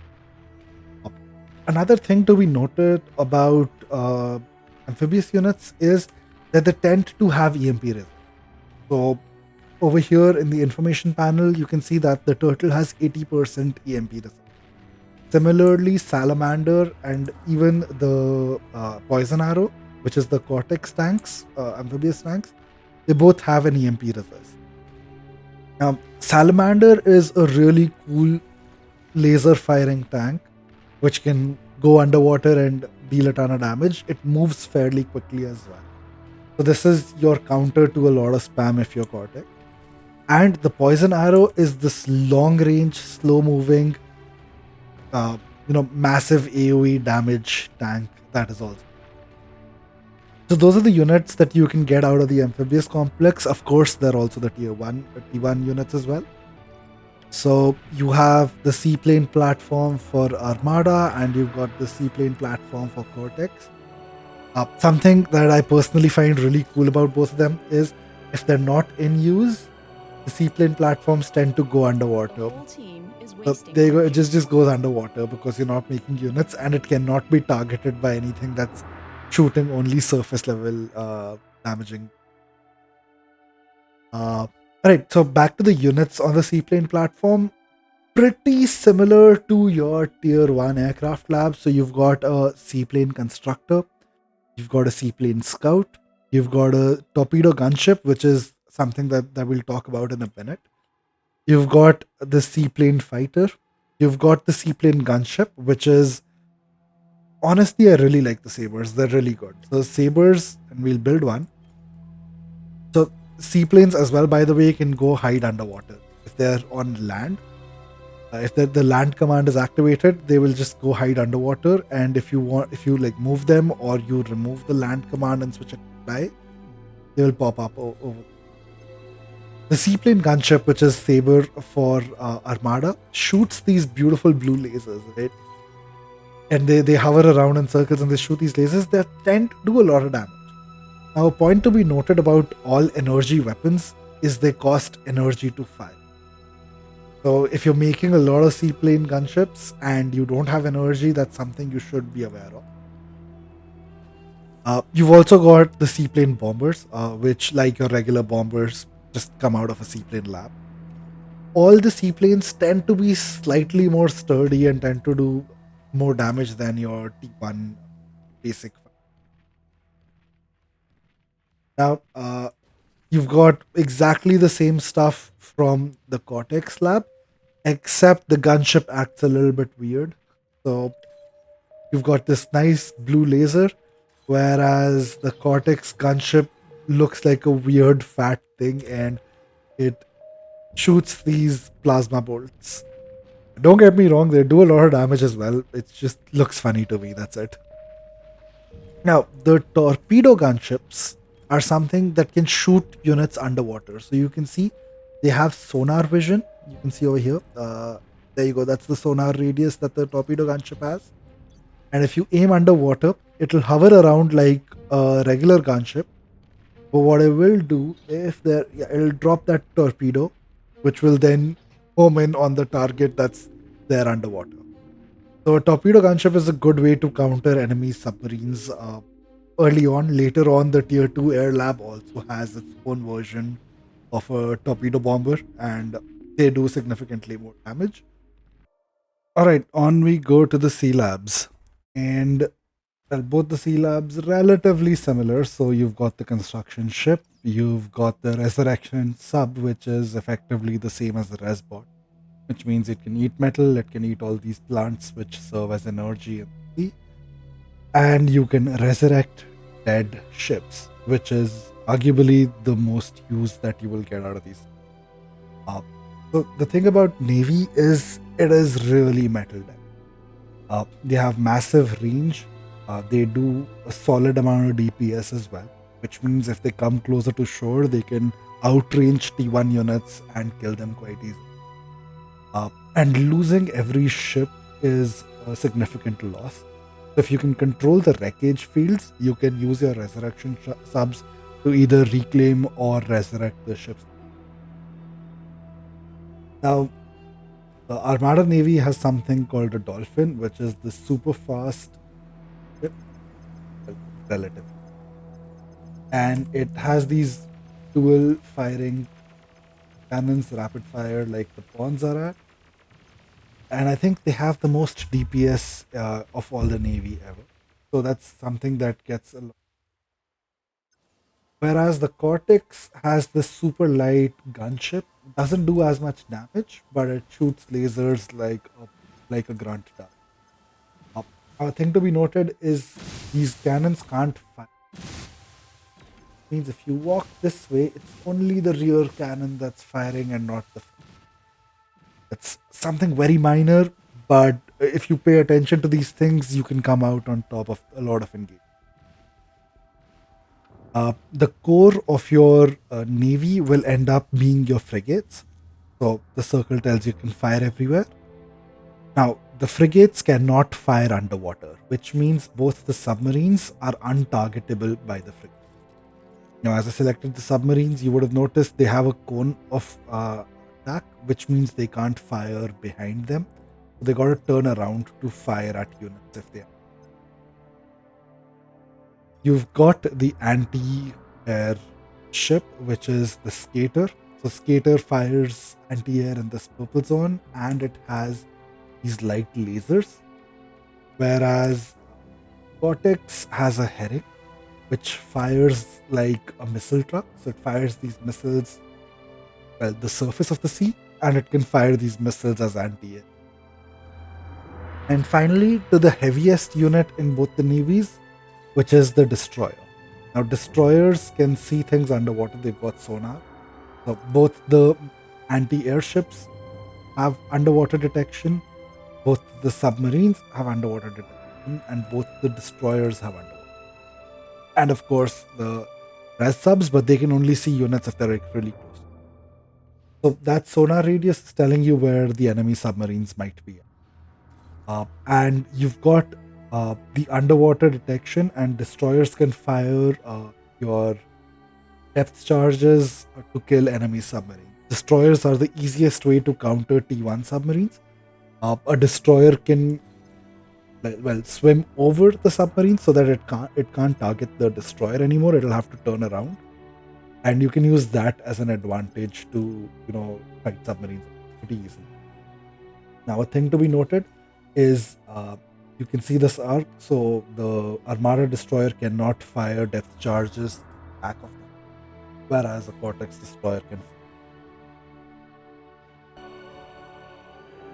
Now, again, both the shipyards relatively similar to each other in most aspects, which means you've got a tier 2 construction submarine, You've got a naval engineer, which is something that boosts a submarine. You've got a cruiser, which is a more expensive version of your destroyer. So it can shoot above the waterline at the surface vessels, and it can shoot depth charges underwater as well. You've got the missile cruiser, which has a super long range, and the way you use it is you bring it closer to the coast and attack enemy defenses and units on the coastline. The whole team is wasting energy. You've got the anti-nuke radar slash sonar, like a lot of things all mixed up into one. So you've got this, for all intents and purposes, a radar ship with an anti-nuke. The whole team is wasting You've metal. got a jammer ship, which, as the name suggests, has this jammer field where you can't see friendly units. You've got a dreadnought, which is going to be the core of your navy at tier 2 because it has this long range, relatively long range attack cannon and fires pretty rapidly. Again, dreadnoughts, which is the battleships, cannot shoot underwater. You've got the fast submarine and you've got the long range submarine. Self explanatory pretty much. And you've got an anti airship. So the fast submarine attacks in a forward 90-degree arc, relatively shorter range. You've got the long range submarine, fires in what looks to be like a 45, maybe a 60-degree arc at a much longer range. You've got the anti airship, amazing anti air unit, by the way. It's got a flak cannon as well as anti air missiles. So you park a few of these in the ocean, and any or any aircraft flying over them get decimated pretty easily. It's one of the ways you can really assist your air player because these anti air ships will very quickly kill enemy aircraft. And then your air player just has more. You've got the fast raider slash anti swarm ship, which is a lightning ship called the Maelstrom. So it shoots these lightning bolts, and lightning bolts tend to arc over onto other units, so it can sort of do chain lightning attack. And finally, something that will take a while to get started off is the flagship. Flagship is, in a certain sense, practically a T3 unit, right? It's gonna take 20,000 metal to get going, even with what's that, 16 con turrets. It's gonna take a minute to get started. So, like a really expensive unit. Now, the Cortex faction pretty much mirrors all of these ships. They've got a T2 submarine, which is a constructor sub, a naval engineer. Now, a naval engineer is like a construction bot, but it builds a whole bunch of random different things and it has a lot of build power. It can build T1 mexes, it can build the economy, which is a tidal generator, lots of combat units. So it can build stuff on land as well, which is the rattlesnake, which is the long range T2 artillery. It can build naval defenses, so you can build defensive units on the waterline as well. You can build other units as well. So platypuses are Flagship ready. well, what do you call them? They're effectively like hovercraft, but they come out of the T2 bot lab and they can swim over the water like hovercrafts can. So you can just build a whole another unit from a different unit altogether. You can build your radars, long range radars, some sea mines, some walls. And under the build menu, you can build a T1 shipyard, you can build construction turrets, and you can build a tier 1 constructor ship. So pretty versatile unit, something that you can send elsewhere to quickly throw up some very specific defenses or offenses. Now, similarly, the naval engineer, which is the pathfinder for Cortex faction, can build its own set of units, right? You can build a lot of ships, a lot of flak turrets, a persecutor, which is similar to a rattlesnake. It's a long range T2 defensive unit, radars, mines, and of course, you can build the same shipyard T1 constructor turrets, naval constructor. Even the anti swarm ship, which is a The brimstone whole for team Cortex, is is wasting a metal. fire ship. I mean, this is probably the biggest difference. It shoots this massive flamethrower, whereas the anti-swarm ship shoots lightning gun. Both of these ships have anti-air missile launcher as well. So light AA. So there's like light AA on both these ships to deal with shuriken and light gunships. But Cortex is pretty much the same. Even okay, you've got it's primarily the weapons that would be on the ship that might be slightly different. So in the case of, let me show you an example. The battleship for Armada is all plasma cannons. You see these mounted plasma cannons, and if you aim fire, it's gonna shoot from these two batteries. Whereas the Cortex battleship has got one three-headed Cerberus sort of battery, and it's got a light laser tower. So at longer range, it's gonna fire these cannons. And if you keep moving forward, the second circle comes into play. And what do you have? You have these green lasers, which is the heavy laser tower lasers, firing at the enemy. So metal for metal, I mean, there's 3300 metal, 3400 metal, 22,000 energy for the Armada version, 23,000 for the Cortex version. The Cortex version is firing lasers, so it's taking up 80 energy per second, whereas the Armada version is firing plasma bolts, which don't take any. So pretty much that, right? They're pretty much the same. Even the HP, this one's got 9800 HP, this one's got 12,000. So again, to compensate for the fact that it's slightly more expensive. But it's effectively the same units in both the factions, right? The submarines act the same.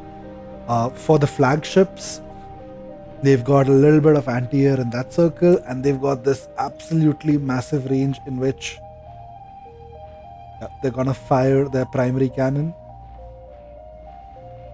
And yeah, that's the thing. If you move towards the side, it's gonna be a full salvo. So both the turrets will be. Whereas you know what? Let's just have a look at the Cortex as well. So that's at full range. Whereas if you're gonna be closer, you will have the tri cannons that are mounted on the sides and the front as well fire. So the angle of engagement sort of makes a difference, right? Because if you're closer to the enemy units and you're firing at them from, or if they're catching up behind you, only one of your 5 mounted batteries can actually. Whereas if you're doing a broadside, it's gonna be 1, 2, 3, and 4. So your DPS changes basis how many of those batteries are actually firing at the enemy units, and that's something to pay heed to, and the shape of your engagement makes a difference. And you know what? Give it 23 seconds. We'll have the Cortex flagship out as well, which is the Black Hydra. Again, a very cool unit, I must say.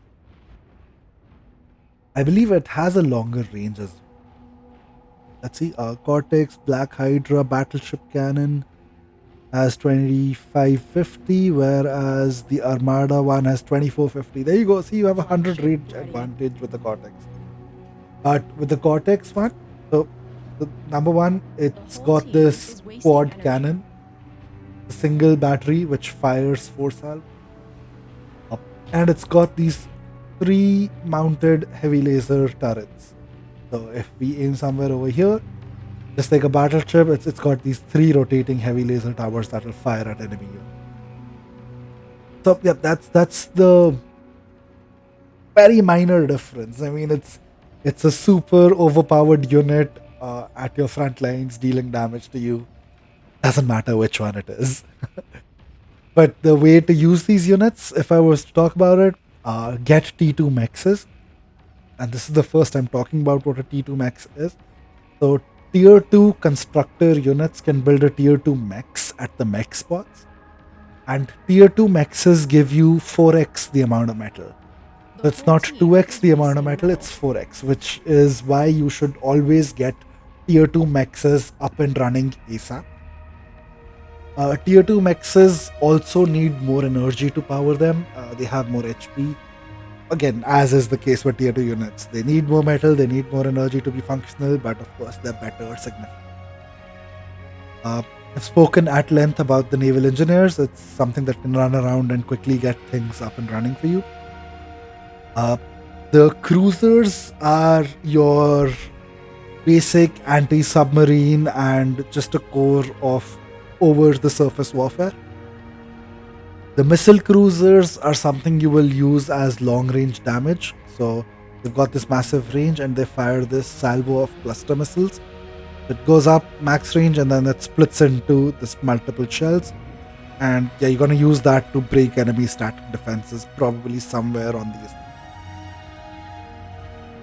Next up, you've got Haven, which is something that's going to give you anti-nuke coverage in this yellow circle. Anti-nuke coverage basically means if the enemy fires a nuclear missile at you, within this yellow circle, there's an anti-nuke which is charged up. You see it's up to 6 charges at this point. So this ship will fire an anti-nuke and, it's an interceptor missile. It's going to catch that nuke midway and not let it damage any of your units. It's giving you radar vision, it's giving you a larger line of sight. This ship also gives you sonar coverage in that larger radius. That's the purpose of this multi-purpose ship. It also generates 300 energy per second. So that's something pretty interesting. That's one of the few combat units that generate energy. The other ones being, of course, constructor, bots, vehicles, ships and whatnot. So all constructor units generate some amount of energy. Next up is a jammer ship. Jammer ship, self-explanatory, slow-moving ship that gives you jammer coverage in this radius. Dreadnought, which is the battleship as I've mentioned, is going to be one of the ships that you want to get out to deal with enemy tier 1 navy. It's got a strong range, it's got strong HP, can do a massive amount of damage at relatively longer range for tier 1 navy. Both the submarines are submarine. They go underwater, they kill things underwater and ships. Submarines cannot target hovercraft and neither can torpedo launchers. So if you see enemy hovercraft approaching and you think that you'll be able to counter them with submarines, that's not going to happen. Anti-air ship, absolutely epic anti-air unit. Put it underneath enemy fighter patrols. Enemy fighter patrols now no longer. The fast raiders ship, so it's whether it's the Maelstrom or the Brimstone for Cortex, they're used to counter fast-moving hovercraft or tier 1 enemy ships because they have a lot of DPS. Not a lot of use later into the game because that's sort of when you have flagships out to absolutely decimate enemy coastlines and just push them back. So that's the tier 2 shipyard in a nutshell. Alright, so off we go with T2 labs, T2 bot labs specifically for Armada and Cortex.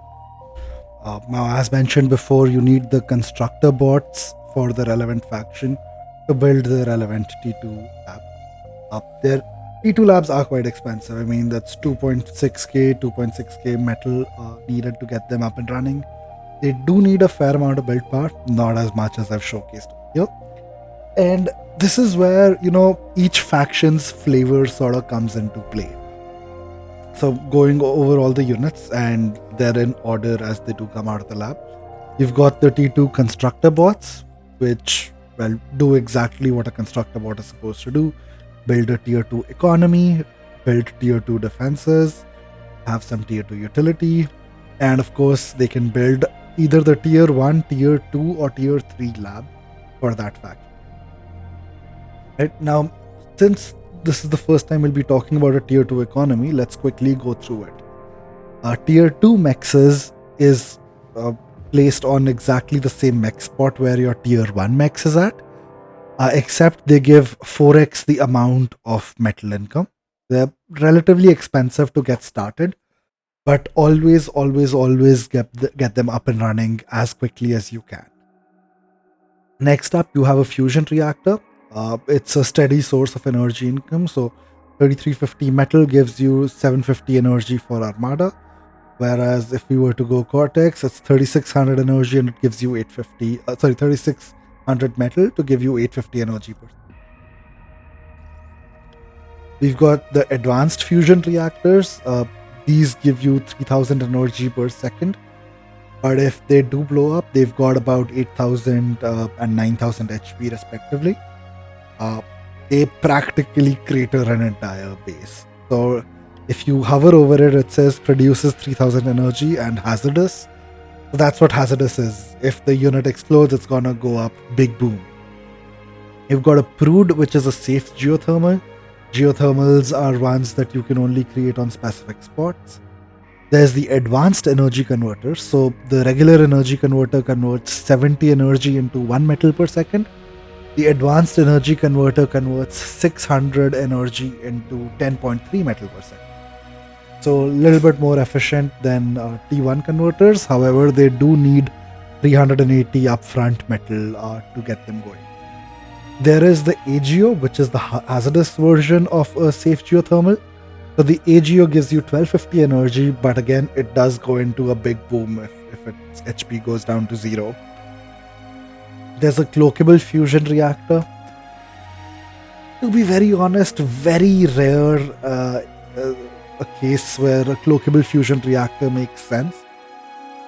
However, given that they now both produce the same amount of energy and it's only like 300 metal more expensive, maybe we'll see them being used more often. Again, as the name suggests, they can cloak like other cloakable units, and that costs energy. So 75 energy per second to cloak it.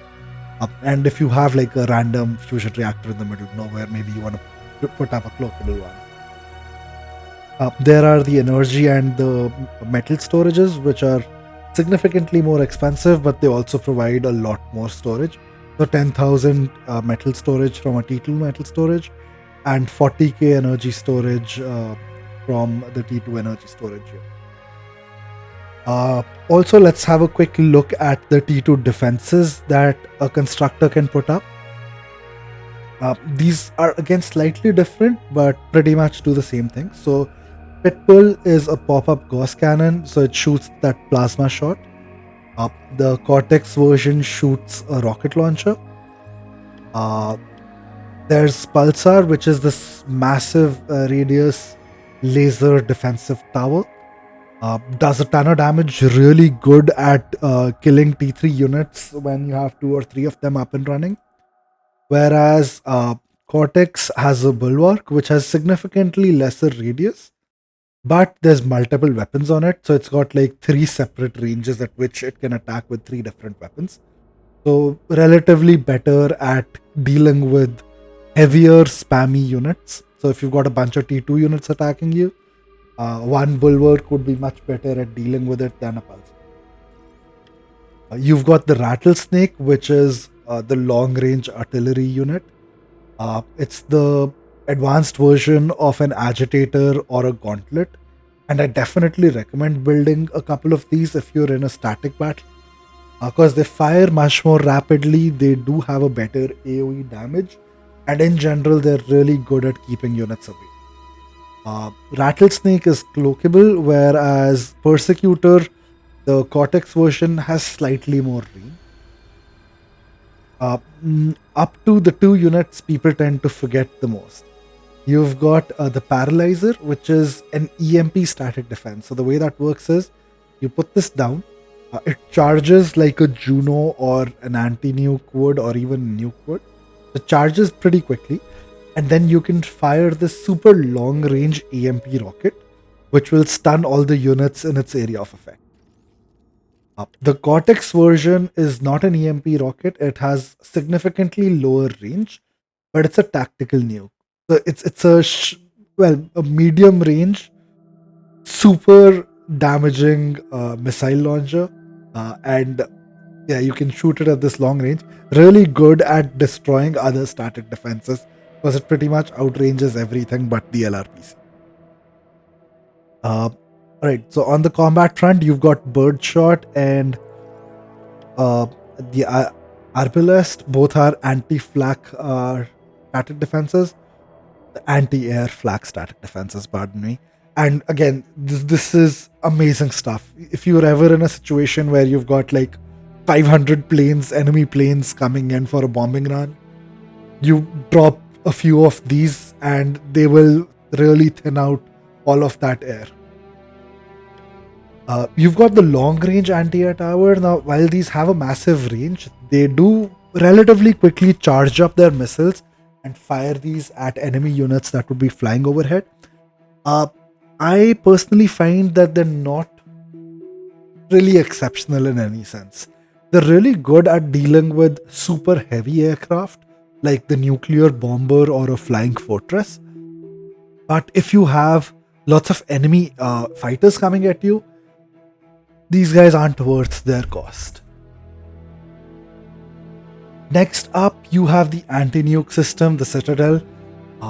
Never ever ever forget to put down a Citadel. So just like the anti-nuke in the ships, this will give you anti-nuke coverage in that yellow radius.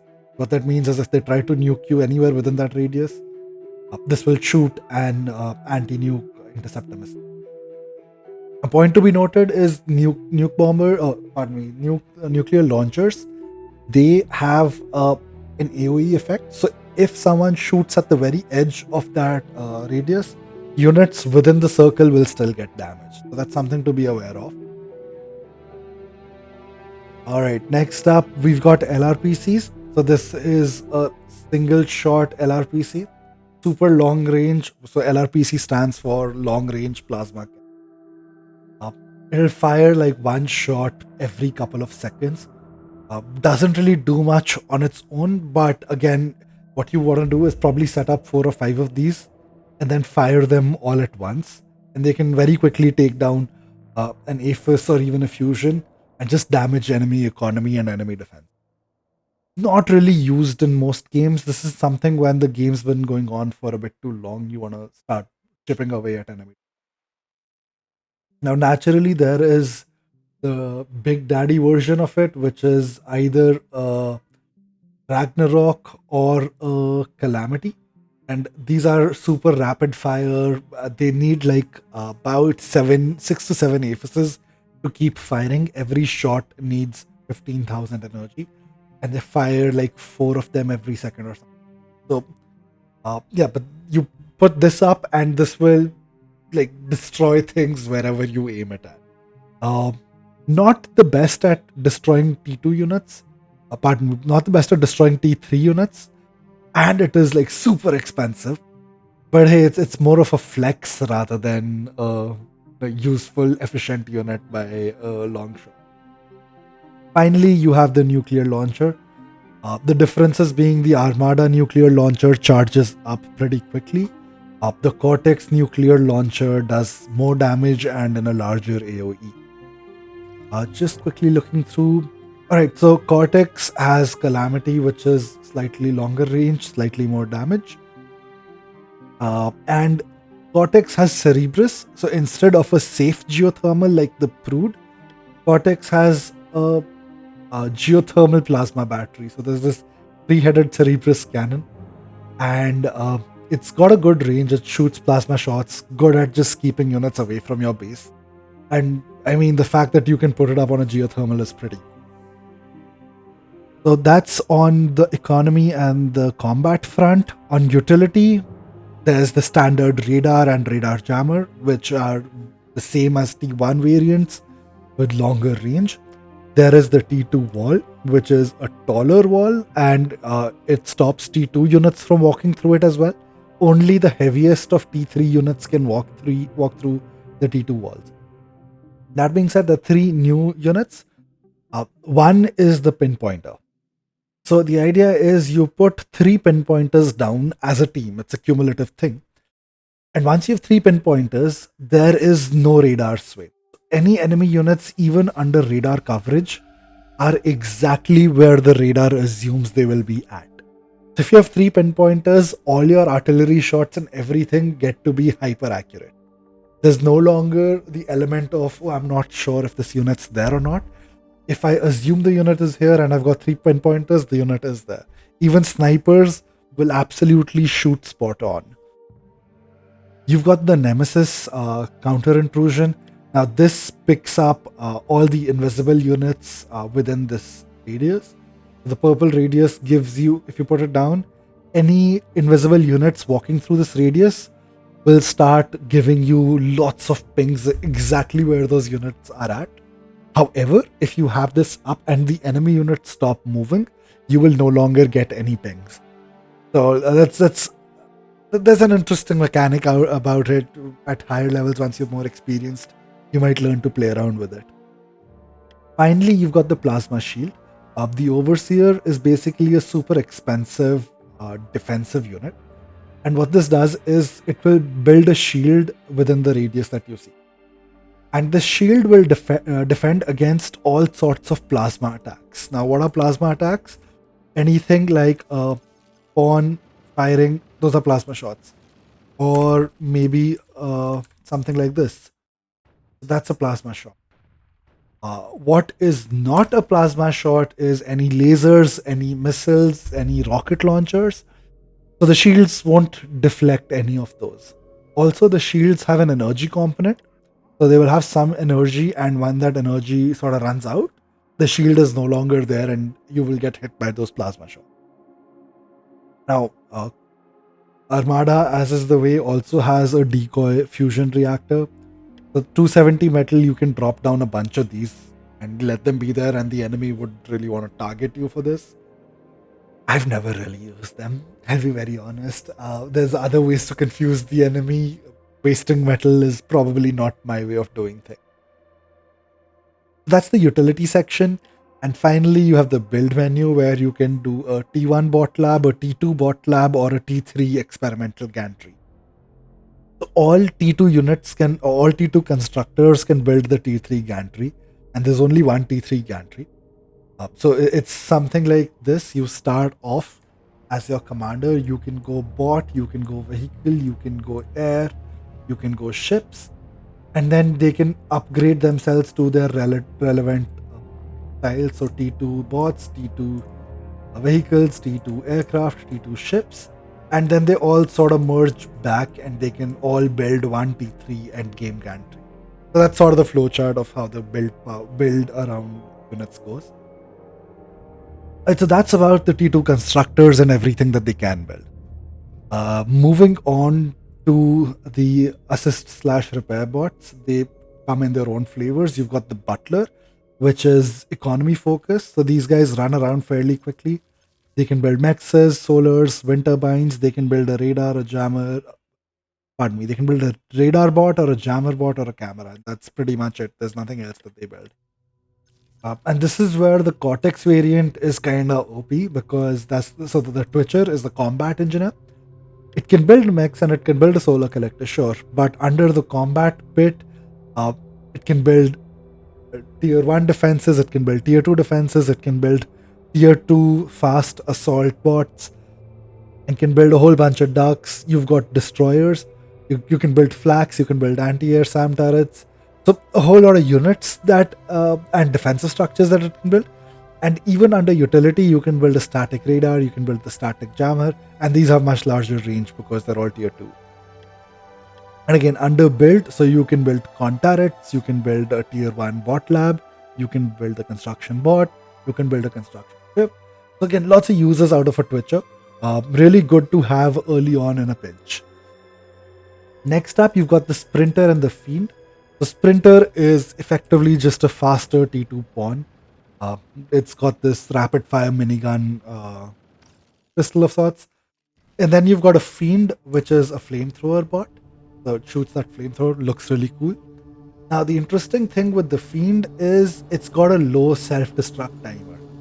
So if your Sprinter is to self-destruct, it'll take some time and it'll explode in a very tiny radius. That's it. However, with the Fiend, what you can do is, if you look at this, it's got a much larger self-destruct rate. And if you're dying, you can control B and it'll just cause this massive explosion. It's sort of like petards from Age of Empires. It's this unit that's going to walk in, it also attacks, but when it's dying, you can self-destruct it and it will deal a lot of damage in a pretty solid rate. Next up, you've got the coolest of the bunch, the stealth bots. These are your spies that can be cloaked. They do not show up on radar. They're absolutely invisible and they can just walk around. However, this white purplish circle that's being highlighted, the innermost circle, if any unit walks into this circle or if they accidentally walk close enough to enemy units, they will decloak themselves and then they will die. So again, a really cool scout unit that you can send to the front lines. Also, if you self-destruct them, they EMP units around them. So a cool tactic is to just send them forward. If the enemy is not responding, you can EMP the enemy front lines and then run them over with your offensive unit. We've got the radar bot and the jammer bot. Again, they give you longer vision, they give you jammer coverage, as you can see. The idea is you send one of each with any long range artillery unit of sorts. So whether it's a sniper or a hound or a Sheldon, as long as they're covered by a radar and a jammer bot, they'll have vision of enemy units. The enemy units wouldn't be able to see them at long range, and your long range units are perfectly safe. And that's the same for the Cortex faction. You've got the sturdy version of a frontline, which is the welder and a sumo. So these are the relatively slow moving, and sumos are extremely slow moving units. The welders do this lightning arcing attack and really good at keeping basic T1, basic T2 units away. And sumos pop this green laser. Again, the idea behind both of them is pretty simple. That they'll make your early static frontline for T2 units, or rather a early rolling frontline, because they'll slowly keep moving forward as your long range units decimate enemy defense. Alright, so next up we've got a gunslinger. I mean, this is a very interesting unit. So its range increases as it kills units, and it says with experience. So let me elaborate a little bit on that. All units in the game gain experience as they deal damage to other things. And the more experience you gain, you shoot your weapon faster, you get some more HP. And that's mostly the thing. You get more HP and your reload time goes down, so hence your DPS. And Gunslinger is that one unit whose range also increases, and it auto heals pretty quickly. So the idea is it's an early T2 unit. You can see 650 metal is not that expensive compared to a lot of other units. Like a fat boy is going to be 1400, a sniper is like 880. Alright, fair enough. But a gunslinger is that relatively cheap unit that you can send forward and it can start dismantling T1 frontline. It's a really solid unit because it outranges most T1 units. And even if it doesn't outrange something, it can take a beating and just heal up. Without any, resbot assistance or any con-turret assistance. So you send this forward, you micro one or two of these units and start dismantling the enemy front. That's the purpose of a gunslinger. However, we've got the Arbiter, which is this super long-range rocket bot. So just like the rocket hovercraft, it shoots this missile that goes super high arc mode and it can shoot uphill. And again, this has got a good AoE, so the Arbiter is good for clearing up enemy static defenses rather than unit. Next up, we've got the artillery version of bots, which is the Hound and the Sheldon. Sheldons have a much longer range, they move pretty quickly. Their weapon does less damage relatively. Hounds do a more AoE sort of damage. Again, just good long-range units to dismantle T1 defenses, even some T2 defenses. You've got a sniper, which, as the name suggests, will shoot. Okay, apparently it does not work with... there we go. Yeah, so it's going to shoot that one shot, super high alpha damage. So if you're looking at the burst, it's 2500 damage every time that gun fires.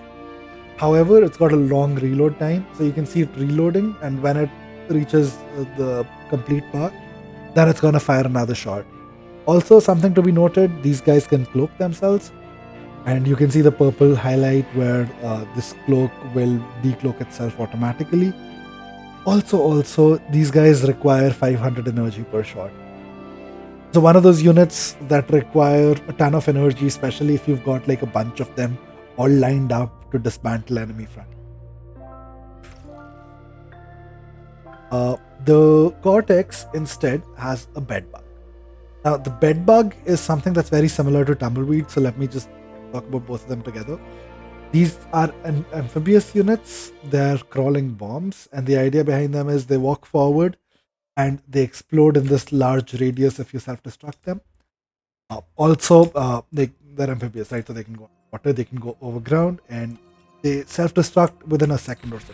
Oh, never mind, they've got instant self destruct.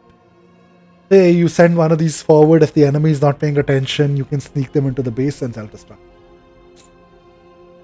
Pretty different from a sniper, right? You've got the T2 anti-air bots. So both the anti-air bots have got long-range missiles and a little bit of flak. Or they changed it a little bit. Oh, so the Armada variant has got anti-missiles long-range and short-range, whereas the Cortex variant has a flak and short-range. Minor changes. So those two are pretty similar, and of course you can get them from the Amphibious Lab. We've got a Fat Boy for Armada, which does this long-range, massive AoE, slow-charged plasma shot. So it's gonna take some time, and then it's gonna fire this heavy plasma bolt. Whereas for the Cortex, we've got this super slow-walking mammoth. And this is something that's like really good at clearing the front line. Look at that, it's got 15,000 HP. That's like T3 HP. And you can, in fact, if you've got like 7-8 of mammoths up front, you can hold back early T3, even Razorbacks very easily. Because these guys have such a long range and they have pretty solid DPS. The only downside being, look at that, it's just so slow. One of the slowest units in the game, I feel. Right, moving on to platypuses. Platypuses do this thing where they walk really quickly on land and they swim really quickly over water, effectively like a hovercraft, so submarines cannot target them. They're really good at beating basic coastal defenses. You know, maybe you send one over here or the other way around, and you can get a whole bunch of them. They're relatively pretty cheap as well. So, and they shoot this tiny ass lasers. That's all they do, but they're really fast and they get things done. The Cortex variant does not swim over water, it's really slow. It walks underwater and it's called a duck. And this is a request to PTAC and everyone else that we really need to get the nomenclature right. Maybe the platypuses should walk underwater and the ducks should swim over water. But the current duck, the Cortex version, has a laser which it shoots when it's above water. So that's the green heavy laser it's gonna shoot. And when it's underwater, it shoots torpedoes at enemy units. Because it is so damn cheap, a lot of people consider ducks to be the best submarines there are. They're pretty heavy. Like, look at that. They've got 2200, 2300 HP. Pretty difficult to kill and really good at reclaiming seas if you've got a whole bunch of them in there. Next up, you've got your all-terrain units, which is the Rocket Spider for Armada. Think of them as 3 rocket bots all in one, except they can climb over hills. And you've got the Termites, which shoot these heavy beams, and again, they can climb over. I think arguably rocket bots are significantly better than Termites. Rocket Spiders, but... Armada also has this EMP spider. You don't see enough of it, but these guys can reclaim as res bots. And if they walk forward with friendly units, they can also EMP in this larger radius. It takes some time for the EMP to build up, but once they EMP something, they can keep those units EMP'd for a while. The Cortex instead has a level 2 amphibious crawling bomb, which is the Scuttle. I think the singular use for this is it gets cloaked. It's pretty much a walking nuke, so you can see right there, it's got the nuke symbol as well. And this creates a massive explosion. It can single-handedly take down T2 labs. So you just walk out of the water and you can hit any one of these bases super easily. And all you got to do is remember to self destruct and massive explosion. And the enemy never sees them coming. So yeah, use them. Use them. Guilt-free people will hate you for it. I have played games where I've sent out a dozen scuttles to just end the game in one fell swoop. You get decoy commanders, so both the T2 labs get their own version of the decoy commander, which is exactly the same as the one you get from the MPS lab. Uh, Armada gets a all-terrain spider, which is also an anti-nuke. So you can see the anti-nuke is all charged up to 20 anti-nuke interceptor missiles. And because it's a spider, it can climb any of these hills and just sit there. And it can just cover that radius with anti-nuke. So all of this radius is perfectly fine with nuclear interception. However, because they're mobile, people tend to sometimes just move them around, and you know what sucks? When you move your anti-nuke and you get hit. So yeah, there's a use for it. It's mobile. It's fairly expensive. It's almost the same cost as an anti-nuke, I will. But it has its uses. The Cortex faction, however, funnily enough, have the Commando, which is a paratrooper. And I don't think this unit fits the faction really well, but this is the fun gaming unit that you can get in the Cortex faction, so I'm not complaining. I love it. What can the Commander do? Well, nothing in the economy. Under combat, you can drop down basic flamethrower defenses. This is your T1 Dragon's Maw. It can also drop down some medium mines. Under utility, and this is where the fun begins, you can just create your own light transport. So you build a commando, you get a light transport, and we'll wait for a minute for that to get built, and you lift your own commando up and you can fly it around. Now, I may or may not have previously mentioned, but any flying unit, if the transport gets shot down, dies. So if you're mid-air, and even if it's your commander flying in a heavy transport, and enemy fighters intercept you, the transport dies, the commander dies with it. However, with the paratrooper bot, it doesn't die, it just simply falls back to the ground and continues walking. And it's the only unit in the game that can do this, which means the number of shenanigans that you can do with this are limited by your own imagination. It's fairly expensive, so unfortunately it's got that in the cons bucket. But you can build your own transport, you can build your own scout plane to scout ahead, you can build your own jammer, you can build your own cameras. It fires this commando cannon, so it's got this rapid fire gun. There are plans to change that into a laser, but you get the idea. It's got some DPS. What you can also do is you can paratrooper off into the enemy defenses or where their economy is at. So if you've got a lot of economy over here, you get this transport. You know what? Let me show this to you. The commander, the transport picks up the commando, and I'm gonna self-D the transport. Right? So this transport's gonna self-destruct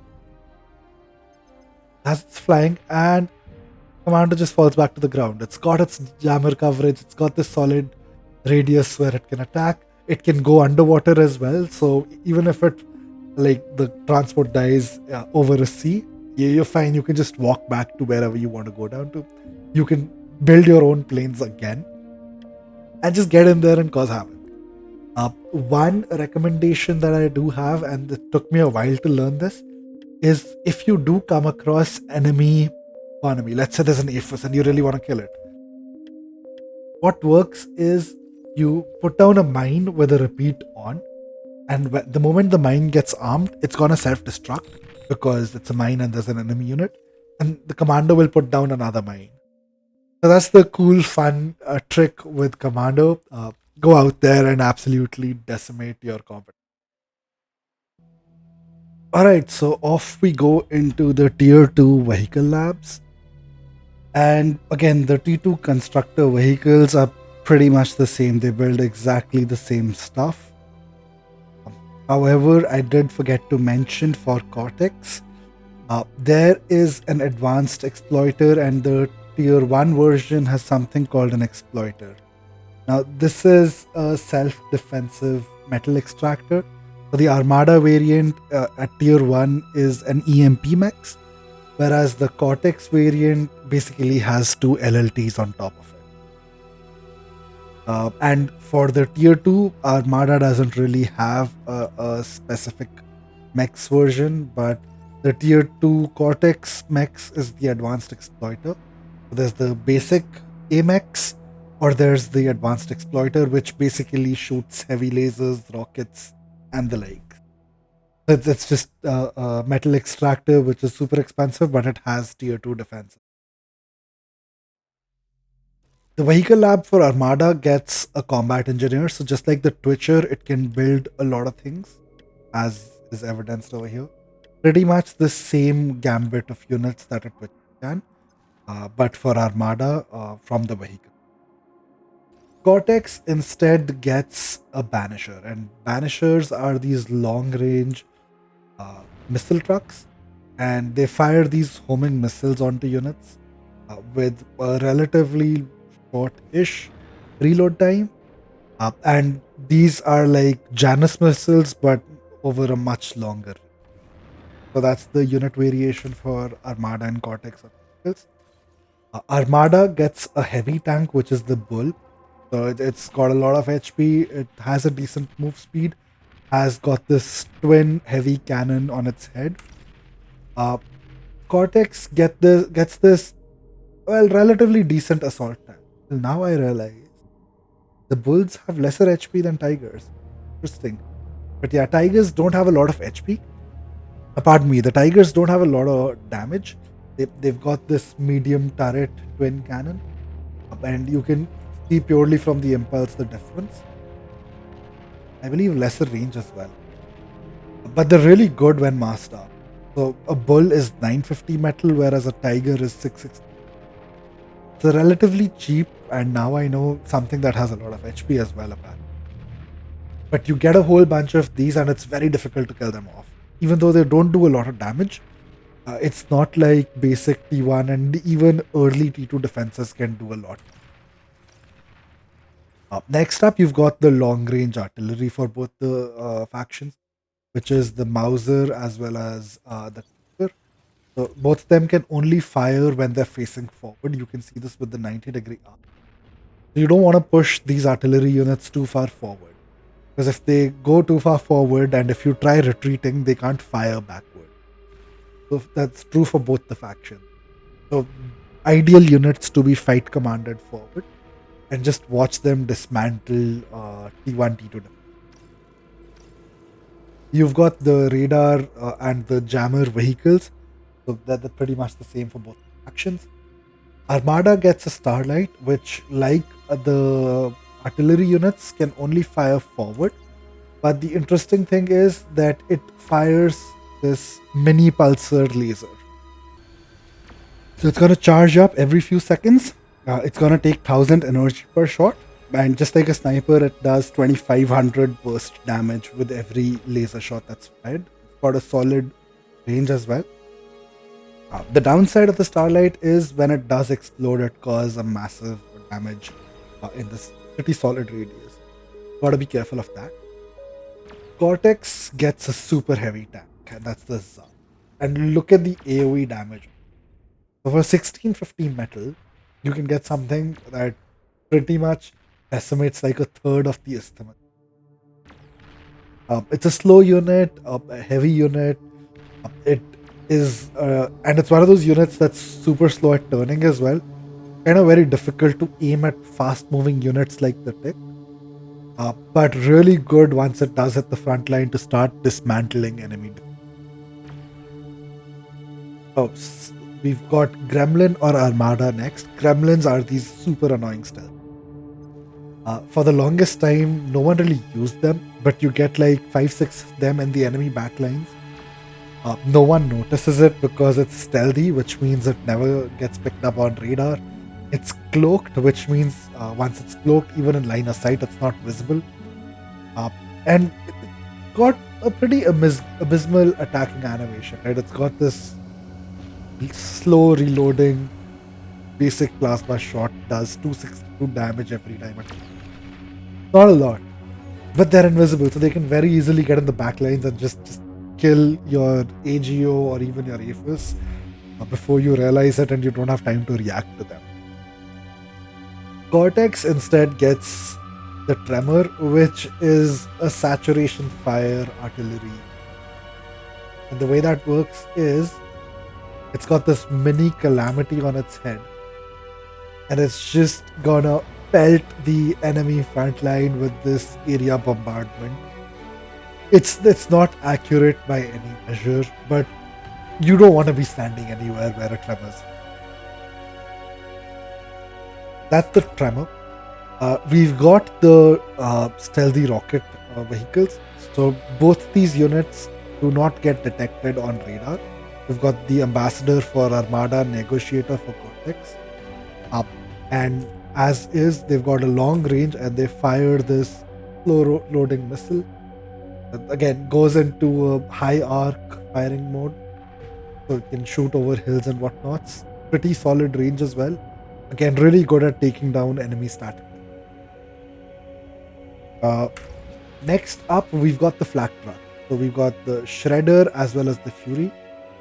I would say definitely the go-to unit if you need mobile anti. Anywhere on the map, just punch out tons of Shredders and Furies. They can get anywhere pretty quickly. They've got a flak turret on their heads, and it very quickly makes short work of almost all aircraft except for the heaviest. You do need a few of them if you're dealing with a lot of tier 2 gunships and tier 2 bombers. But if you got like 5 of them in one spot, more than enough, they'll shred through enemy. Next up, we've got the heavy amphibious tanks. So the Turtle and the Poison Arrow, I've already spoken about them from the amphibious labs. You've got Salamander, again something that's amphibious and has already been covered. We've got Jaguar for Armada. Like the Turtle, this one also has light anti-air missile launcher, as well as the fact that it shoots lightning. So it's this cheap, really quick tank, and again really good at dealing with enemy spam. So anything like ticks, pawns, thugs, maces. It's an early T2 vehicle that's really good at clearing out like hordes of enemies. Finally, we've got the mobile anti-nuke for Cortex. So Armada has anti-nuke bot, which is the spider that can climb anything.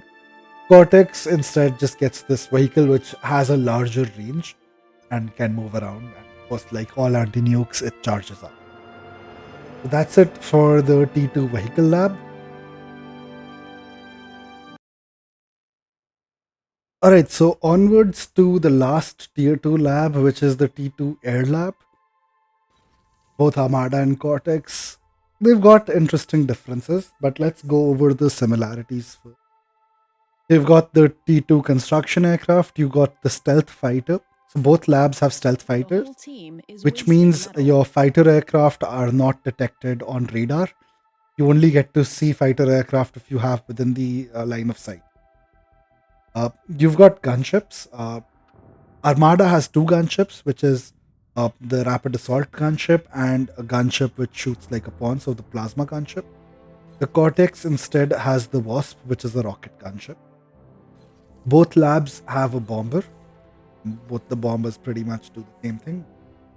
T2 bombers are heavier, have more HP, do more damage, as is with all T. Both labs have a torpedo bomber. Again, the difference being the Armada torpedo bomber shoots 3 light torpedoes. The Cortex torpedo bomber shoots 1 heavy torpedo. But you get the idea. The torpedo bombers send the planes in the sea. If there's enemy ships, they'll bring them down.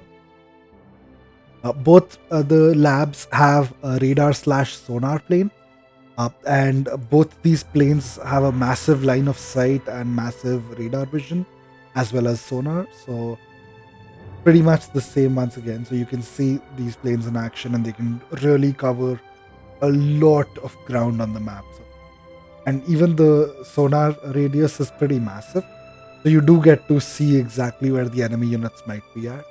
And the best way to bring these down is naturally T2. So, and okay, we've got the transports. Now, both the transports are heavy transports. There is the Skyhook, which I believe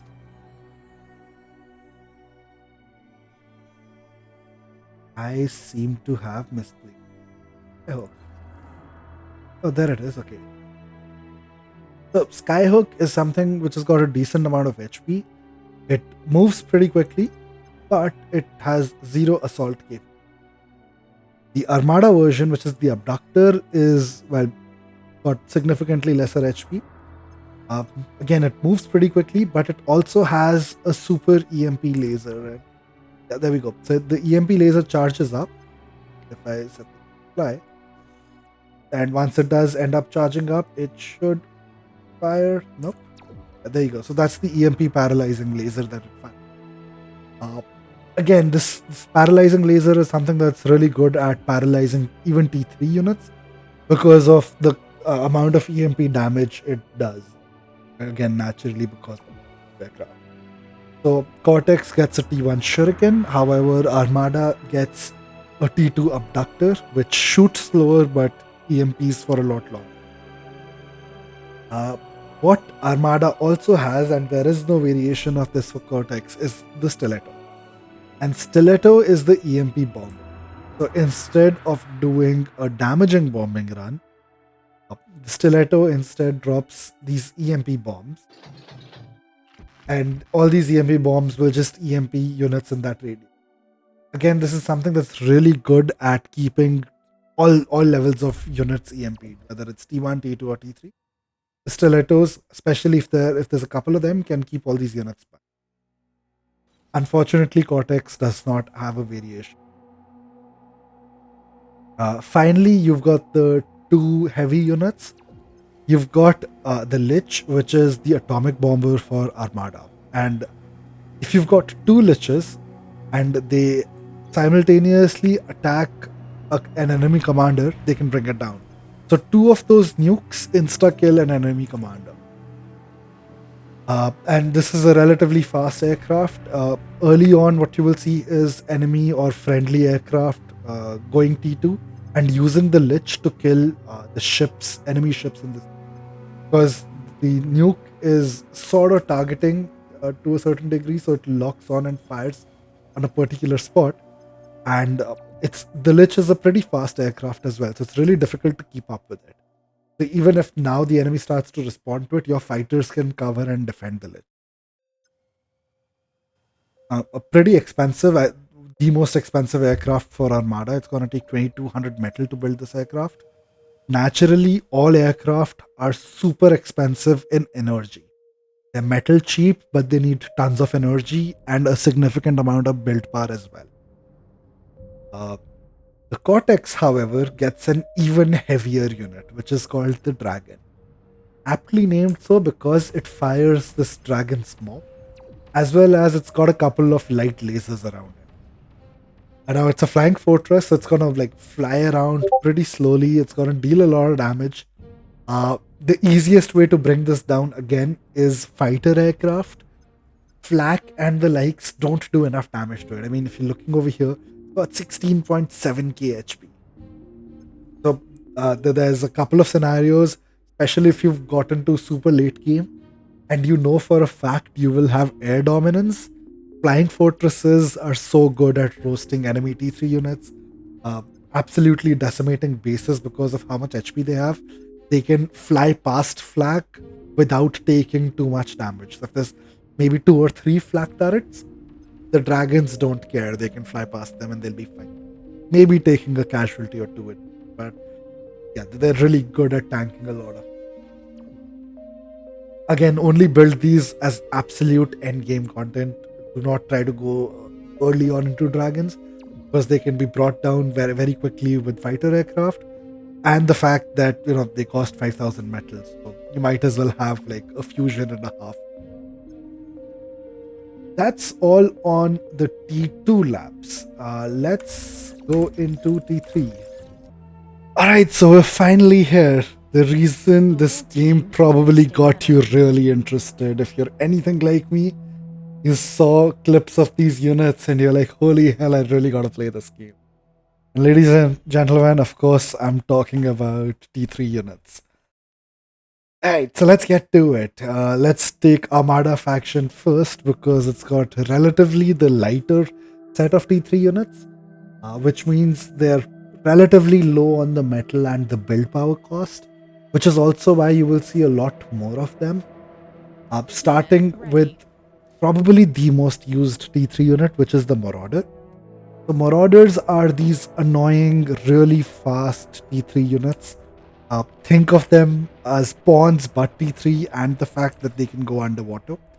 In fact, they swim through water pretty quickly as well. Uh, Standard offensive route is from the eco position. You just go attack the enemy beach sea and hit the enemy eco. Uh, and because they don't lose any speed in water, it's an amazing flanking unit. Early on the front lines, they can also do a lot of damage, but they're not the sturdiest one. Looking at their HP, it's only well The 5k whole HP or team so. is wasting That's energy. pretty low. Next up is the Centurion on steroids. That's the Razorback. Razorback's got this super Gatling gun slash laser combo. Again, a good range. It's gonna be your standard assault mech. It's gonna hold the front lines. Whether it's T2 or T3, most of those units are not getting past it. Again, it's got a decent move speed. The only caveat being they can't fire over heavier wrecks because the guns sit fairly low on the mech. So the physics of it doesn't allow them to shoot directly at lower units till the time wrecks aren't. Vanguards are your all-terrain long-range artillery mechs, so they fire this heavy plasma shot over a massive distance. Of course, they can climb hills because spider mechs and whatnots. And that's pretty much all there is to it. It's long-range, decent AoE damage. You've got Thors, and Thors are really interesting because they're your lightning tank. They've got a massive attack radius as well. They've got these two mini EMP guns on the side which can keep units EMP'd. But I think the epic part about them is the fact that they get to fire an EMP missile. So a Thor can, fire this EMP missile. What is it? Alright, yeah. So that's the EMP missile, and this it can hold two charges. And when it hits, it stuns all units like any other EMP thing. Why this makes Thor pretty cool is because you can use this EMP to uh, paralyze all enemy static frontline defenses. So whether it's a pulsar, a bulwark, you name it, one Thor EMP, it's stunned and probably dead if units are charging. You've got the T3 hovercraft, fairly cheap, and to be very honest, probably the worst T3 unit. They're good at sort of reclaiming the seas if you've lost them, but they're so weak that they do tend to die off pretty quickly. Because they're hovercraft, again, you cannot get targeted by torpedoes or water weapons. And yeah, that's pretty much all there is to it. They'll get in the water and they'll push to enemy units. However, again, they can be pushed back. And finally, you've got the Armada super heavy unit, which is the Titan. Uh, Titan's got three weapons. It's got this laser which deals a ton of alpha damage. It's got a rock. It's got this Gauss cannon. So from its hands, for the lack of a better word, and it also has a missile launcher which shoots rockets, which for some reason the Titan's not happy doing. Uh, yeah, those are the three weapons that a Titan has. Again, in terms of T3, super heavy, 13k metal to get it going, but not the heaviest T3 unit by a long shot. And that's because there's an entire faction called Cortex, whose entire claim to fame is the fact that they've got super heavy units which don't care about your existence. Let's go through them one by one. We've got the Catapult, which is this weird, flimsy rocket bot. And what it does is it shoots this massive salvo over a wide area. Yeah, so all that rocket salvo kills off super easy T1, T2 defenses. You've got a bunch of these long range, it's gonna start doing some serious damage. You've got Shivas, which are the amphibious assault mech. The thing is, however, they're really slow. So even in water, they choose to walk through water. Marauders sort of turn into mini submarines of sorts, and these guys are slowly gonna walk forward. But they do have two weapons. One is the heavy gauss cannon shot, and the second is the long range rocket. Now, the reason that sort of works in Shiva's favor is because even if you have shields to defend against you, the rockets will fire through those shields and damage enemy units and defense. Whereas Marauders, if they encounter shields, they can be slowed down quite significantly. You've got Karganeth. Karganeth are they're the Spider T3 version for Cortex. They have these amazing rockets firing from both their arms, and they also fire anti-air missiles. So again, a pretty self-sustaining T3 unit because they can deal with spam, they can deal with aircraft, they can deal with terrain. So all around a good unit to have, but again, on the expensive side of things for the kind of HP and damage they bring to the table. But they do bring a lot of utility. So that's something to keep. Next up is the demon. Think of the demon as a fiend on mad number of steroids and it went to the gym. For a dual super flamethrower, it's gonna absolutely cook everything in that impact radius, and it's got light anti-air missiles. Point to be noted, Marauders also have light anti-air missiles. So both these mechs, they've got that backpack rocket launcher, anti-air rocket launcher of sorts. Something to be aware of. However, demons, for the kind of damage they do, they don't have the HP to hold on to front. So a couple of pulsars will completely repel demons away. You've got the Cataphract, which is the T3 hovercraft for Cortex. It shoots this blue laser of sorts. Yeah, there we go. It's got this blue laser beam that it shoots every now and then. And it's got the depth charges. So if you encounter submarines while you're going over sea, both the hovercraft can deal with them because they've got them. On to the two heaviest units. You've got the Behemoth, barely mobile heavy turret. And it's okay if it's barely mobile because what it does do is it shoots a D-gun. I mean, for all intents and purposes, that is a D-gun. It can very easily destroy T3 units. I mean, you can see the screen shake when it fires. How can you not feel epic when this unit hits the front lines? That being said, it has mad amounts of HP.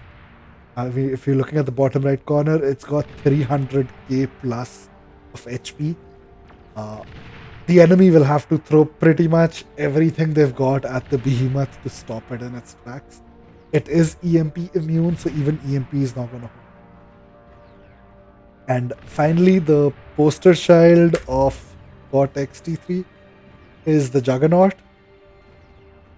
It takes 29k metal to get it going, but man, does it have quite an arsenal. Starting with the very basic, it's got this impact. It's called Krog Walk. As it walks around, it's gonna damage units in that small radius around its feet. So all ticks just die because they're close to an enemy. Next up, you've got this heat ray cannon, which looks amazing.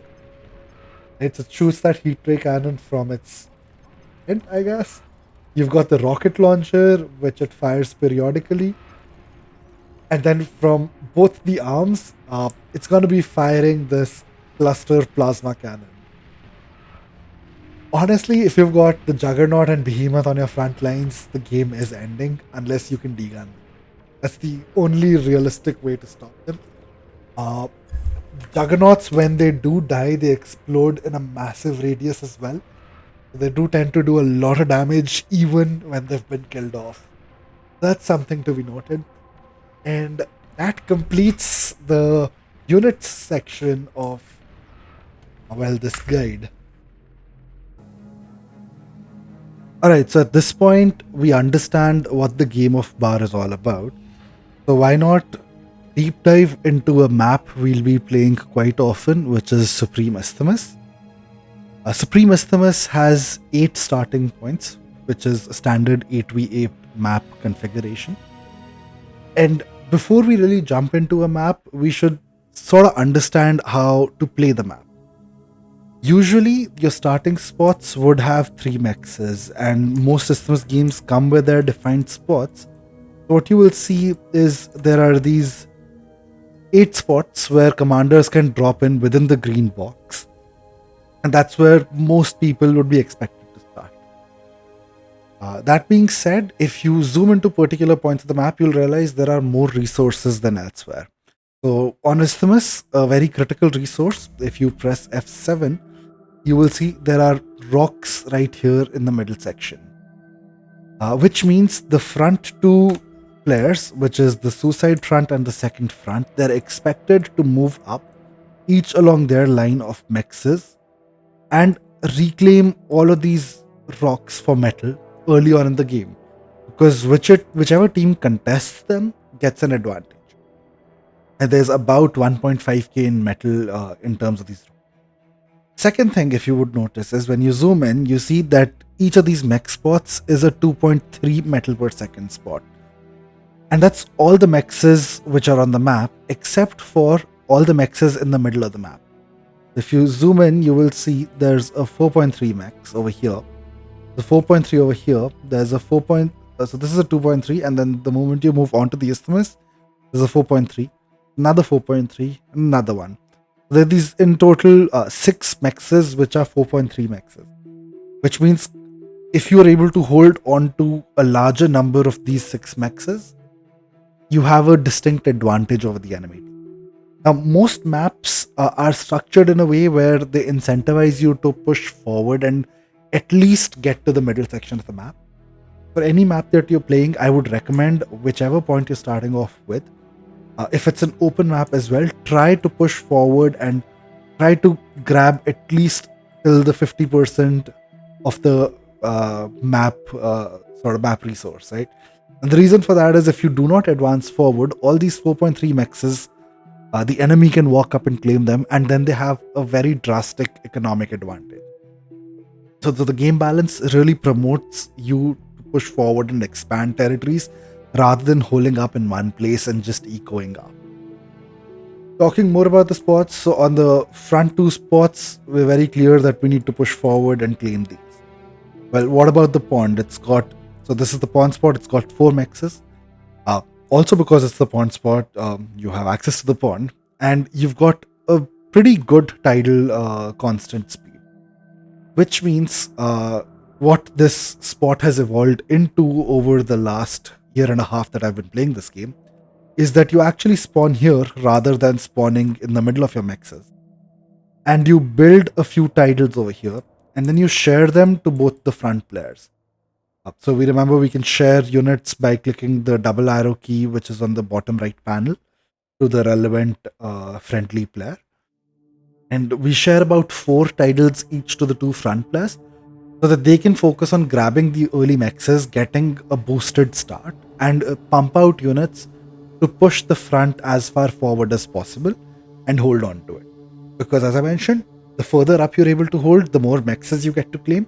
The more mexes you get to claim, that's more economy for you. Followed by the pond is the geo spot. So it's called the geo because naturally there's a geothermal axis. And the idea behind the geothermal is that the trio of the 2 fronts and the pond together keep the front pushed out and held well. So there are no leaks. There's no unexpected, ambushes onto you. And in return, what's expected of you is to quickly eco up to tier 2 because you have a 300 energy per second advantage once you get the geothermal up and running. So as a geo player, you're expected to build T2 and bring early T2 forward. So you're not expected to go T2 to eco up and build a lot of aphises. Rather, you're building T2 to get the very first T2 units, which can have a drastic impact in breaking the front lines. Namely, your gunslingers, hounds, fat boys, Sheldons, your banishers, your czars. Those are the sort of units that would come forward and they'll very easily roll over the front lines because they outrange most T1 defenses. And once they start pushing in, there are very few units that can counter them, especially if they've got T1 support with them. Next up, you've got, well, a lot of sea on both sides of the map. So that's the two sea positions. The one on the bottom over here is called the beach sea because it's got access to the beach and it has this distinct advantage of grabbing these three mexes and very quickly establishing a sea lab over here and then expanding and fighting into the sea as well as fighting for control of this island. On the other side, you've got the GeoSea, named so because it has access to this geothermal on this cliff. And the expectation is you will enter sea slower and you will try to again contest the island, contest the enemy sea, claim mexes over here. And as both the seas, you can always use your ships, primarily T1 destroyers for the most part of the game, to damage mexes along the Isthmus and damage enemy units along the Isthmus. Now you would notice that the GeoSea, because it has access to the geothermal, will naturally have access to more resources. So the expected map play is that eventually the GeoSea carries from both the sides and it's sort of a yin-yang matchup because the GeoSeas purely basis the additional resource of having a geothermal would have that excess of metal income, energy income, and would have excess of units that will be able to push into the opponent beach sea if no one else helps out.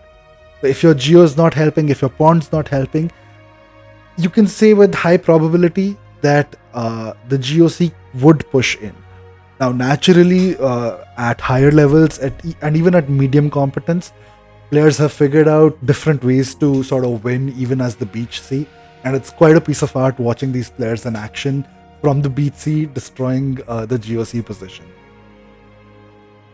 Onto the final two specialized roles, you have the air spot with these 4 mexes and you've got the eco spot with these 4 mexes. So as I mentioned earlier on, there is usually one specialized air role and it's usually further back because you, as an air player, you can't really immediately deal with ground units. And the expectation is that you will have a decent economy, you will send scouts to scout where the enemy positions might be at. You will send scouts to see if there's any flanking attacks happening, to again see are the enemy backliners doing something funky, to see, all right, what is the enemy geo position up to, what kind of T2 units would he be bringing in, all sorts of those things, and of course bringing out light transports, heavy transports to support your sea players because they want to usually transport their commanders or their other units to the islands so that they can grab the mexes. Also, as the air player, you're expected to maintain air superiority, and that's where you are directly competing against the enemy air player. So what you're doing is you're building lots of fighters, you're building bombers to go bomb enemy positions, and if the other air player is not paying attention, you can get away with doing the maximum amount of damage for the least amount of resource. The air is one of those difficult roles, which I would recommend you get into once you have a slightly better understanding of the game. Very early on, it's preferred that you go play front.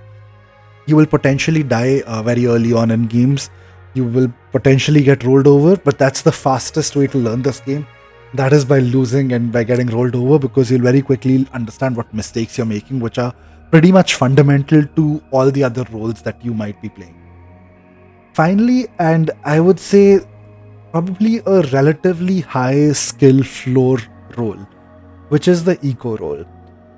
And that's because as the eco player, there's certain timings you're expected to hit. So the eco player is expected to quickly get to tier 2, but unlike geo position, the eco player is expected to give T2 units to primarily T2 constructors. So you give T2 constructors to your allies. And the reason for that is because once your allies have a T2 constructor, they can quickly get T2 mexes up. And once they have T2 mexes, they have 4x the metal income compared to their T1 mexes. And now, usually, if it's a well functioning team, your allies will pay you metal for that T2 constructor, which is perfectly fair. It's a great trade, and it's a great use of all the mechanics that this beautiful game allows you to play with. However, if someone doesn't give you metal, I still believe you should fundamentally give T2 units, purely because it's giving your team an added benefit of having T2 mexes up and running all over the map. Once you've given T2, you really want to scale up your economy because you are now competing with the enemy eco player. And eco is the ultimate flex spot. A good eco player is able to read what the situation in the game is, and basis that decide if they're going into T1, T2, T3 units, whether they're going into air, are they sending units into the sea. And the best players have a really good read on how the map is playing, and accordingly they switch their builds. Whereas what I've seen a lot of newish players get stuck with is they have this template of how an eco player is supposed to be playing. And what would end up happening is they're building their second, third, fourth, or the 10th APHIS to, really eco up and build those super big T3 units. Whereas the front is falling or the enemy air is bombing you and the team's gonna lose. So to get into the eco position, it's very important again that you've played front, you've played those individual roles, because then you have an understanding of what other positions require out of the eco player to then have a very meaningful impact on them. So that's how most roles would be. Now, you would have realized I've not mentioned anything about hovers because, again, hovers are a tactical response, as I've mentioned earlier on. They require a little bit more economy to get going. And given the distances on the map, by the time hovers get to a particular point, they can usually be countered. That being said, let's assume the air player does not scout you. So if you, as the sea player or the geo player or the pond player, you've not been scouted, or if you're aware of a very particular timing that you can hit with your hovers, absolutely go for it, because a surprise hover attack is very difficult to deal with. You probably, the best way to deal with them is shuriken early on in the game. Even light units like pawns will have some trouble really catching up with hovers, because the lightest T1 hover unit, it's pretty fast, and even though it doesn't do a lot of damage, they can attack from angles where there are no defenses and there's nothing really that the enemy can do to deal with them. That's how you read the map. You identify what spots you really want to capture, how you want to play the map, what position you would want to play. Alright, next up, what I would want to talk about, and I would rather show you, is what a decent starting build order looks like. There are two variations of it, and one is dependent on whether there's high wind, and the other one depends on whether there's a low wind. They're not the most efficient ones, but they're a good starting order so that you can sort of get your feet wet with the first few games and then start modifying it according to how you want to play it. I'll get this match started. As you drop in, you want to make sure that your commander with its build circle is very close to where the first two mexes are being placed. The idea is that my commander can drop in and immediately start building the two mexes that are there closest to me. After the two mexes, if the wind is good, what I prefer doing is dropping down one wind turbine, because you can see I'm running a little bit low on energy, and then go grab the third mech. So this one wind turbine will give you enough energy to grab that third mech and build a little bit more eco. Queue up to 3 more wind turbines if the wind continues to be good. And as you build those up, you will see that you're still burning some energy, but because the wind's really good, it's great to have wind. In fact, I would even at this point stop at 3 winds and hold shift and left click the pot lab. So that's the way you can skip a queue. So I will build this bot lab, and then my commander will jump back to building this wind turbine that's partially complete. Now, from your bot lab, always preferably get out a tick or two, and the idea is those ticks will scout forward. You can set the bot lab to rally up to a particular point. Preferably get out a Lazarus or a Constructor. Now, on the front lines, these will really delay your timings, and I'll boost the lab with my commander. So in a high level game, if you're going for an early resbot or a constructor, you might be throwing a little bit because the enemy ticks, as you can see, are already running past the midline and can start dealing damage. Now my energy is running a little bit low, so I'll jump in and start building more things with my commander. My construction bot is out, and this is where I start jumping into a little bit of pawns. The resbot that I would have created would ideally start eating trees or start eating the metal. And all the pawns that I'm now creating while I'm scouting the front lines, these new sets of pawns will start walking up. Now this is a good basic economy to have created, which is why what I will do is I will get my commander to start Enemy walking units forward as well. detected. Now you can see I've detected an enemy unit over here, and if I'm really being a little bit nasty, what I can do is I can start fight commanding into these units so that this one tick can start damaging the enemy. Meanwhile, the core of my front line is being created with these new sets of pawns. And these pawns are going to help me fight back the enemy pawns that might jump in. Meanwhile, as my commander is moving up, I'm just grabbing more mexes, which will give me more metal income. Once I'm getting done with my pawns, what I do want to do is queue up about 5-6 rocket bots. And the reason for that is if my pawns run into an enemy commander or they run into LLTs, which are the light laser towers, they will die to them. They will either die or take a lot of damage, but there's no meaningful way in which 5 pawns can kill a commander unless they're being really well micro. And that's why the rocket bots come into play, because by that time the rocket bots, which once they move forward, can very easily start targeting enemy defenses. Now, as you can see, my commanders built the 2 mexes. I'll build 2 LLTs to sort of defend my front lines and also drop a radar so that I can see much further up. Let's assume if the stick dies, like it does right now, I lose vision of the front. So the radar that I will create will give me vision on what's happening on the front.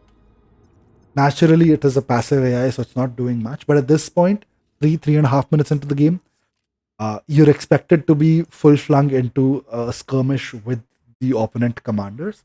And that's also when your rocket bots are coming out, so you can use these rocket bots and fight command them. A little bit of quality of life controls for this beautiful game. If you select a bunch of units and you right click to a particular point, all the units converge upon that point.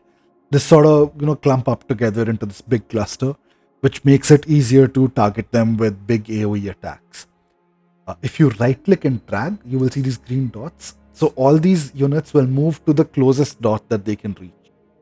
And they will line up in the formation, which means this can be any sort of a formation.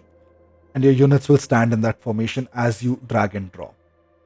Second thing is, we've spoken about fight commands earlier in the game. What you can do is, with rocket bots, if you've got like 5 of them like we do right now, you can press F and right click at a particular point, or left click, pardon me. And these rocket bots will move up to that single point and clump up. But as we see under the radar vision, there's some enemy units moving over here. What I can also do is fight right click forward. And now these rocket bots will only move as far up as they need to start firing at these enemy units. So you see they stand and they will keep firing if the enemy units are in range. And if they move out of range, they will move up.